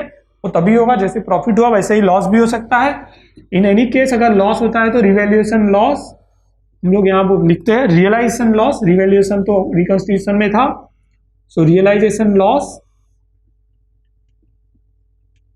Transfer to partners capital account, और यहां पर पार्टनर्स के प्रॉफिट सेविंग रेशियो जो हमें दिए होते हैं उसके अकॉर्डिंग हम लोग ट्रांसफर कर देते हैं सारी चीजें, ठीक है। तो इस तरह से हमारा रियलाइजेशन अकाउंट का प्रोफार्मा हमने पूरा देख लिया, जहां पर पहले असेट्स को ट्रांसफर करना है, फिर लायबिलिटीज को ट्रांसफर करना है, उनके जो जो प्रोविजन है, अगर लायबिलिटीज पे कोई प्रोविजन है वो ट्रांसफर करना है, सॉरी असेट्स पे कोई प्रोविजन है वो ट्रांसफर करना है। ओपनिंग बैलेंसेस हम लोग ट्रांसफर करेंगे, वो इजीली हम लोग जानते हैं क्योंकि वो सारे लेजर्स के साथ हम लोग फेमिलियर है, पहले से सॉल्व कर रहे हैं। इसके बाद हम लोग असेट्स को रियलाइज करेंगे, उससे सबसे पहले हम लोग रियलाइजेशन एक्सपेंसेस पे करेंगे, एक्सपेंसेस पे कर दिया उसके बाद ये लायबिलिटीज और असेट्स का रिवैल्यूएशन करेंगे। इसके बाद जो तीसरा स्टेज जो आया था ना, जो मैंने आपको बताया था सारे सॉल्विंग स्टेज के अंदर, तो तीसरा स्टेज क्या था, हम लोग इनसाइडर लायबिलिटी मतलब जो पार्टनर से रिलेटेड लायबिलिटी वो पेड करते हैं, तो पार्टनर से रिलेटेड लायबिलिटीज के हम लोग अलग अकाउंट बनाते हैं जो हम लोग बनाएंगे पार्टनर्स लोन अकाउंट। तो वो लायबिलिटी हम लोग अगर पे करते भी है तो वो वहां पर पे होगा जहां पर हमारे पास पार्टनर्स लोन अकाउंट बना हुआ है, ठीक है। इनसाइडर लायबिलिटीज पे करने के बाद अगर हमारे पास बैलेंस कैश और बच जाता है तो कैश हम लोग डिस्ट्रीब्यूट कर देते हैं, और एल्स कैश कम पड़ता है तो वो कैश हम लोग क्या करते हैं, पार्टनर से ही लेते हैं। इस तरह से हम डिसॉल्यूशन ऑफ पार्टनरशिप फर्म का जो सिंपल डिसॉल्यूशन मेथड है, जो मैंने देखा था, हमने आपको बताया था 2 मेथड, सिंपल डिसॉल्यूशन मेथड हम लोगों ने किस तरह से सॉल्व करना है। अभी सेम इसी तरह से सेकेंड स्टेज है जो इंसॉल्वेंसी ऑफ पार्टनर का होता है, वो भी वैसे ही सॉल्व करना है। तो उसमें से क्या माइनर चेंजेस होते हैं वो अकॉर्डिंगली मैं आपको बताता हूँ। सो डियर फ्रेंड्स, जो सेकेंड मेथड है वो है dissolution under insolvency situation. Before I going to start dissolution under insolvency situation, 3 important concept है इसके अंदर, वो समझने बहुत जरूरी है। What is insolvency? Very first thing, what is insolvency means what is insolvent partner. वो कौन पार्टनर है जो इंसॉल्वेंट है? तो पहले हमें समझना होगा इंसॉल्वेंट पार्टनर कौन होता है। तो insolvent partner is the partner जिसके असेट्स जो है उसकी लायबिलिटीज को पे करने के लिए मतलब प्रॉपर नहीं है, कम पड़ रहे हैं। असेट्स मान लीजिए 100 रुपए है और लायबिलिटीज जो है 150 रुपए, तो हम लोग 100 रुपए में 150 रुपए पे नहीं कर सकते, मतलब 50 रुपए में हम लोग कम पड़ रहे हैं। ठीक है, तो इसे कहते हैं इंसॉल्वेंट पार्टनर। अभी ऐसी सिचुएशन आ सकती है जहां पर इंसॉल्वेंट एक पार्टनर भी हो सकता है या फिर पूरे फर्म के सारे पार्टनर भी इंसॉल्वेंट हो सकते हैं। तो सारे पार्टनर इंसॉल्वेंट हो गए तो इन द सेंस हम लोग देख सकते हैं जब 3 पार्टनर है, तीनों के तीनों पार्टनर इंसॉल्वेंट हो गए, यानी कि पूरा फर्म इंसॉल्वेंट हो गया, वही होता है। बट ऐसी सिचुएशन भी आ सकती है जहां पर सिर्फ एक पार्टनर इंसॉल्वेंट है। तो एक पार्टनर इंसॉल्वेंट है मतलब वो पार्टनर जो है अपने असेट्स पे नहीं कर सकता। पार्टनर्स के जब हमने पढ़ा, पार्टनरशिप फर्म पढ़ा था हमने शुरू में, जब फीचर्स पढ़े थे, तो फीचर्स क्या कहते हैं, क्लियरली कहते हैं कि unlimited liability means partner is the owner of the firm. ठीक है, पार्टनर जो है वो ओनर भी है फर्म का। तो ऐसे में पार्टनर्स की जो लायबिलिटीज होती है वो अनलिमिटेड होती है, क्योंकि पार्टनर्स की जो खुद के प्राइवेट असेट्स भी होते हैं, पर्सनल असेट्स जो होते हैं ना, वो भी यूज हो जाते हैं। यानी कि उसके जो बिजनेस असेट्स, जो पार्टनर का पार्ट्स है, पार्टनर का जो हिस्सा है, उसमें उसके बिजनेस असेट्स एंड उसके पर्सनल असेट्स जब मिलकर भी उसकी लायबिलिटीज को पे नहीं कर पाते, तो इस सिचुएशन में उस पार्टनर को कहा जाता है insolvent partner. So very important पहला कंसेप्ट जो है वो इंसॉल्वेंट पार्टनर। सेम इसका उल्टा होता है दूसरा, वो है सॉल्वेंट पार्टनर। ठीक है, अब सॉल्वेंट पार्टनर कौन से पार्टनर हो गए? वो पार्टनर जिनके असेट्स उनकी लायबिलिटीज को पूरी तरह से फुलफिल कर सकते हैं, लायबिलिटीज को पूरी तरह से फुल पेड कर सकते हैं, ऐसे पार्टनर को कहते हैं सॉल्वेंट पार्टनर। जैसे इंसॉल्वेंट पार्टनर वैसे सॉल्वेंट पार्टनर। तीसरा इंपॉर्टेंट कंसेप्ट आपको इसलिए यूज करना है कि जहां पर इंसॉल्वेंसी आती है और सभी पार्टनर एक साथ जब डूबेंगे, मतलब सभी पार्टनर एक साथ जब कंगाल हो जाएंगे, सभी पार्टनर एक साथ इंसॉल्वेंट हो जाते हैं, तो ऐसी सिचुएशन में एक कंसेप्ट आ जाता है अकाउंट्स में जिसे कहते हैं कैपिटल डेफिशिएंसी। ठीक है, अब कैपिटल डेफिशिएंसी क्या होता है? तो कैपिटल डेफिशिएंसी ये होता है कि सारे पार्टनर ने मिलाकर कैपिटल लगाया था एक टाइम पे और उन्होंने एक बिजनेस फर्म खड़ा किया था। तो पार्टनर्स ने मिलकर जब बिजनेस फर्म स्टार्ट किया तो पार्टनरशिप फर्म बना। अब पार्टनरशिप फर्म जब इस स्टेज पे आ गया कि सारे के सारे पार्टनर इंसॉल्वेंट हो गए, मतलब उनके कैपिटल अमाउंट को ले लो, उनके सारा कैपिटल के, यहाँ पर इस कैपिटल से मतलब पार्टनर्स के तीनों पार्टनर्स जो इंसॉल्वेंट है, यानी तीनों पार्टनर्स के पर्सनल असेट्स और बिजनेस असेट्स मिलाकर भी पूरी लायबिलिटीज को पे नहीं कर सकते। ऐसी सिचुएशन में लायबिलिटीज पे की जाती है in the ratio of weightage of liability. मतलब कि हमारे पास मान लीजिए 10,000 रुपए है और लायबिलिटीज है 50,000, तो 10,000 रुपए जो 50,000 लोग, मतलब 50,000 जो है वो 5 अलग अलग लोगों की मान लीजिए लायबिलिटीज है 50,000, तो 5 अलग अलग लोगों का अगर 10-10 हजार रुपए देना बाकी है, तो मैं वो जो मेरे पास 10,000 ही बचे हैं वो मैं क्या करूंगा, 5 लोगों को इक्वली डिस्ट्रीब्यूट कर दूंगा, या फिर उनके जो वेटेज, यानी किसी का 20 बाकी है किसी का 10 बाकी, तो उनके वेटेज का एक रेशियो बना के उनके अकॉर्डिंगली उसको ट्रांसफर करके उनको दे दूंगा। मतलब सबको कुछ ना कुछ मिलना चाहिए, कोई खाली हाथ नहीं जाएगा। So that account is capital deficiency account. ये तब प्रिपेयर किया जाता है जब सारे के सारे पार्टनर इंसॉल्वेंट हो जाए। तो सॉल्विंग के मेथड बताता हूं, ये 3 इंपॉर्टेंट कंसेप्ट है जो मैंने आपको बता दिए। अब सॉल्विंग मेथड पे जब जाए तो सिचुएशन 2 आ जाती है जो मैंने आपको अभी अभी बता दी, कि एक ये हो सकता है कि कोई एक या कोई 2 पार्टनर इंसॉल्वेंट हो जाए, मतलब सारे पार्टनर इंसॉल्वेंट नहीं हुए। तो पहली सिचुएशन ये हो सकती है कि कोई एक पार्टनर इंसॉल्वेंट हो जाए। तो इन सिचुएशन में सॉल्व कैसे करना है? बाकी मेथड सेम है, realisation account, partners capital account, जिस तरह से हम लोग प्रिपेयर कर रहे हैं सारी चीजें सेम रहेगी, सिर्फ जो स्टेजेस है चेंजेस होंगे। उसमें स्टेजेस में क्या हम लोग क्लोजिंग किस तरह से करेंगे, तो वो मैं आपको बता रहा हूं सबसे पहले, कि कोई एक पार्टनर अगर इंसॉल्वेंट हो जाता है, एक पार्टनर जैसे मैंने लिया, यहां पर 2 पार्टनर भी हो सकते हैं, तो मैं जैसे एक पार्टनर से आपको एक्सप्लेन कर रहा हूं, 2 पार्टनर रहेंगे तो 2 पार्टनर, तो क्लोजिंग करते टाइम मतलब सारी चीजें हम लोग ऐसे ही एंट्री करेंगे जैसे हम लोग करते हैं रियलाइजेशन अकाउंट में। ट्रांसफर भी किया, ट्रांसफर स्टेज, रियलाइजेशन स्टेज, ये दोनों स्टेज पूरी तरह से सेम होंगे। जब थर्ड स्टेज आएगा डिस्ट्रीब्यूशन स्टेज, जहां पर हम लोग क्लोजिंग की तरफ जाते हैं, रियलाइजेशन अकाउंट हम लोग जिस तरह से क्लोज करते हैं उसी तरह से क्लोज करेंगे। रियलाइजेशन अकाउंट क्लोज करने के बाद हम लोग क्या करेंगे, उसके बाद हमारा जो है पार्टनर्स की लायबिलिटी आती है, थर्ड पार्टी लायबिलिटी हो गई, रियलाइजेशन अकाउंट क्लोज कर दिया मतलब थर्ड पार्टी लायबिलिटी पेड हो गई। इसके बाद आया है इनसाइड लायबिलिटी, तो पार्टनर्स की जो इनसाइड लायबिलिटी, इनसाइड लोन होगा, अगर वो लोन इंसॉल्वेंट पार्टनर का है तो वो पे नहीं होगा क्योंकि वो पार्टनर इंसॉल्वेंट हो चुका है। अगर वो लोन किसी अदर पार्टनर का है तो उसको हम लोग ट्रांसफरिंग करके कैश और बैंक से उसको सेटल करते हैं। उसके बाद सबसे इंपॉर्टेंट स्टेज जो है इंसॉल्वेंट पार्टनर जो है, तब पार्टनर्स कैपिटल अकाउंट जब हम लोग क्लोज करते हैं तो इंसॉल्वेंट है पार्टनर, मतलब जो पार्टनर डूब गया है, जो इंसॉल्वेंट पार्टनर है, और जो बचे हुए पार्टनर होते हैं उन्हें सॉल्वेंट पार्टनर कहते हैं। मान लीजिए 3 पार्टनर है, 3 में से जो एक पार्टनर है जो कि इंसॉल्वेंट हो गया तो बाकी 2 पार्टनर जो बचे वो सॉल्वेंट पार्टनर। तो पहले हम लोग इंसॉल्वेंट पार्टनर का अकाउंट क्लोज करेंगे, ठीक है। इंसॉल्वेंट पार्टनर का अकाउंट क्लोज करके उससे जो भी लॉस हो रहा है वो कौन बेयर करेगा, वो बेयर करेंगे सॉल्वेंट पार्टनर। मतलब इंसॉल्वेंट पार्टनर के अकाउंट को क्लोज करने के बाद उसमें से जो भी लॉस आ रहा है वो लॉस प्रॉफिट शेयरिंग रेशियो जो सॉल्वेंट पार्टनर का होगा उसमें डिवाइड करके डाल देंगे। उसके बाद हम लोग क्लोज करेंगे सॉल्वेंट पार्टनर। मतलब इंसॉल्वेंट पार्टनर जो है वो ना पैसा देने के लिए किसी भी तरह से एलिजिबल नहीं है, तो ऐसे में उसको पहले क्लोज कर दिया। उसके बाद हम क्लोज करेंगे सॉल्वेंट पार्टनर के अकाउंट और उसके बचे हुए बैलेंसेस को बैंक अकाउंट में ट्रांसफर करेंगे और बैंक अकाउंट टैली हो जाएगा। तो ये हो गया सिचुएशन जहां पर किसी एक पार्टनर की इंसॉल्वेंसी होती है। लेकिन जो सेकंड है वेरी इंपॉर्टेंट सिचुएशन, वो ये कहती है कि सारे partners, all the partners become insolvent, ठीक है। तो ऑल द पार्टनर्स जब बिकम इंसॉल्वेंट हो जाएंगे, सारे पार्टनर्स एक साथ इंसॉल्वेंट हो गए, ऐसी सिचुएशन में क्या होगा, ऐसी सिचुएशन में शुरुआत से ही सम चेंज हो जाएगा। शुरुआत में आप सन्ड्री असेट्स ट्रांसफर करेंगे रियलाइजेशन अकाउंट में, बट लायबिलिटीज नहीं ट्रांसफर करेंगे क्योंकि सारे पार्टनर इंसॉल्वेंट हो गए। मतलब सारे पार्टनर्स का पैसा मिला के भी हम लोग लायबिलिटीज पे नहीं कर सकते। तो ऐसी सिचुएशन में क्रिएट होगा ये अकाउंट, कैपिटल डेफिशिएंसी अकाउंट। और हम लोग जितनी भी हमारी आउटसाइडर लायबिलिटी है, मेरे कहने का मतलब यहाँ पर हम लोग कौन सी लायबिलिटी ट्रांसफर करते हैं, जो आउटसाइडर लायबिलिटी है, बराबर। Third party liability, outsider liability जो है वो सारी की सारी हम लोग ट्रांसफर करेंगे कैपिटल डेफिशिएंसी अकाउंट। एक अकाउंट क्लोज अकाउंट बनाएंगे, कैपिटल डेफिशिएंसी और लायबिलिटीज वहां पे ट्रांसफर करेंगे, असेट्स सब यहीं पर ट्रांसफर करके रियलाइजेशन अकाउंट क्लोज करेंगे। इसमें जो अमाउंट बचता है उसे ट्रांसफर कर देंगे पार्टनर्स कैपिटल और करंट अकाउंट, यहां तक सब कुछ ओके है।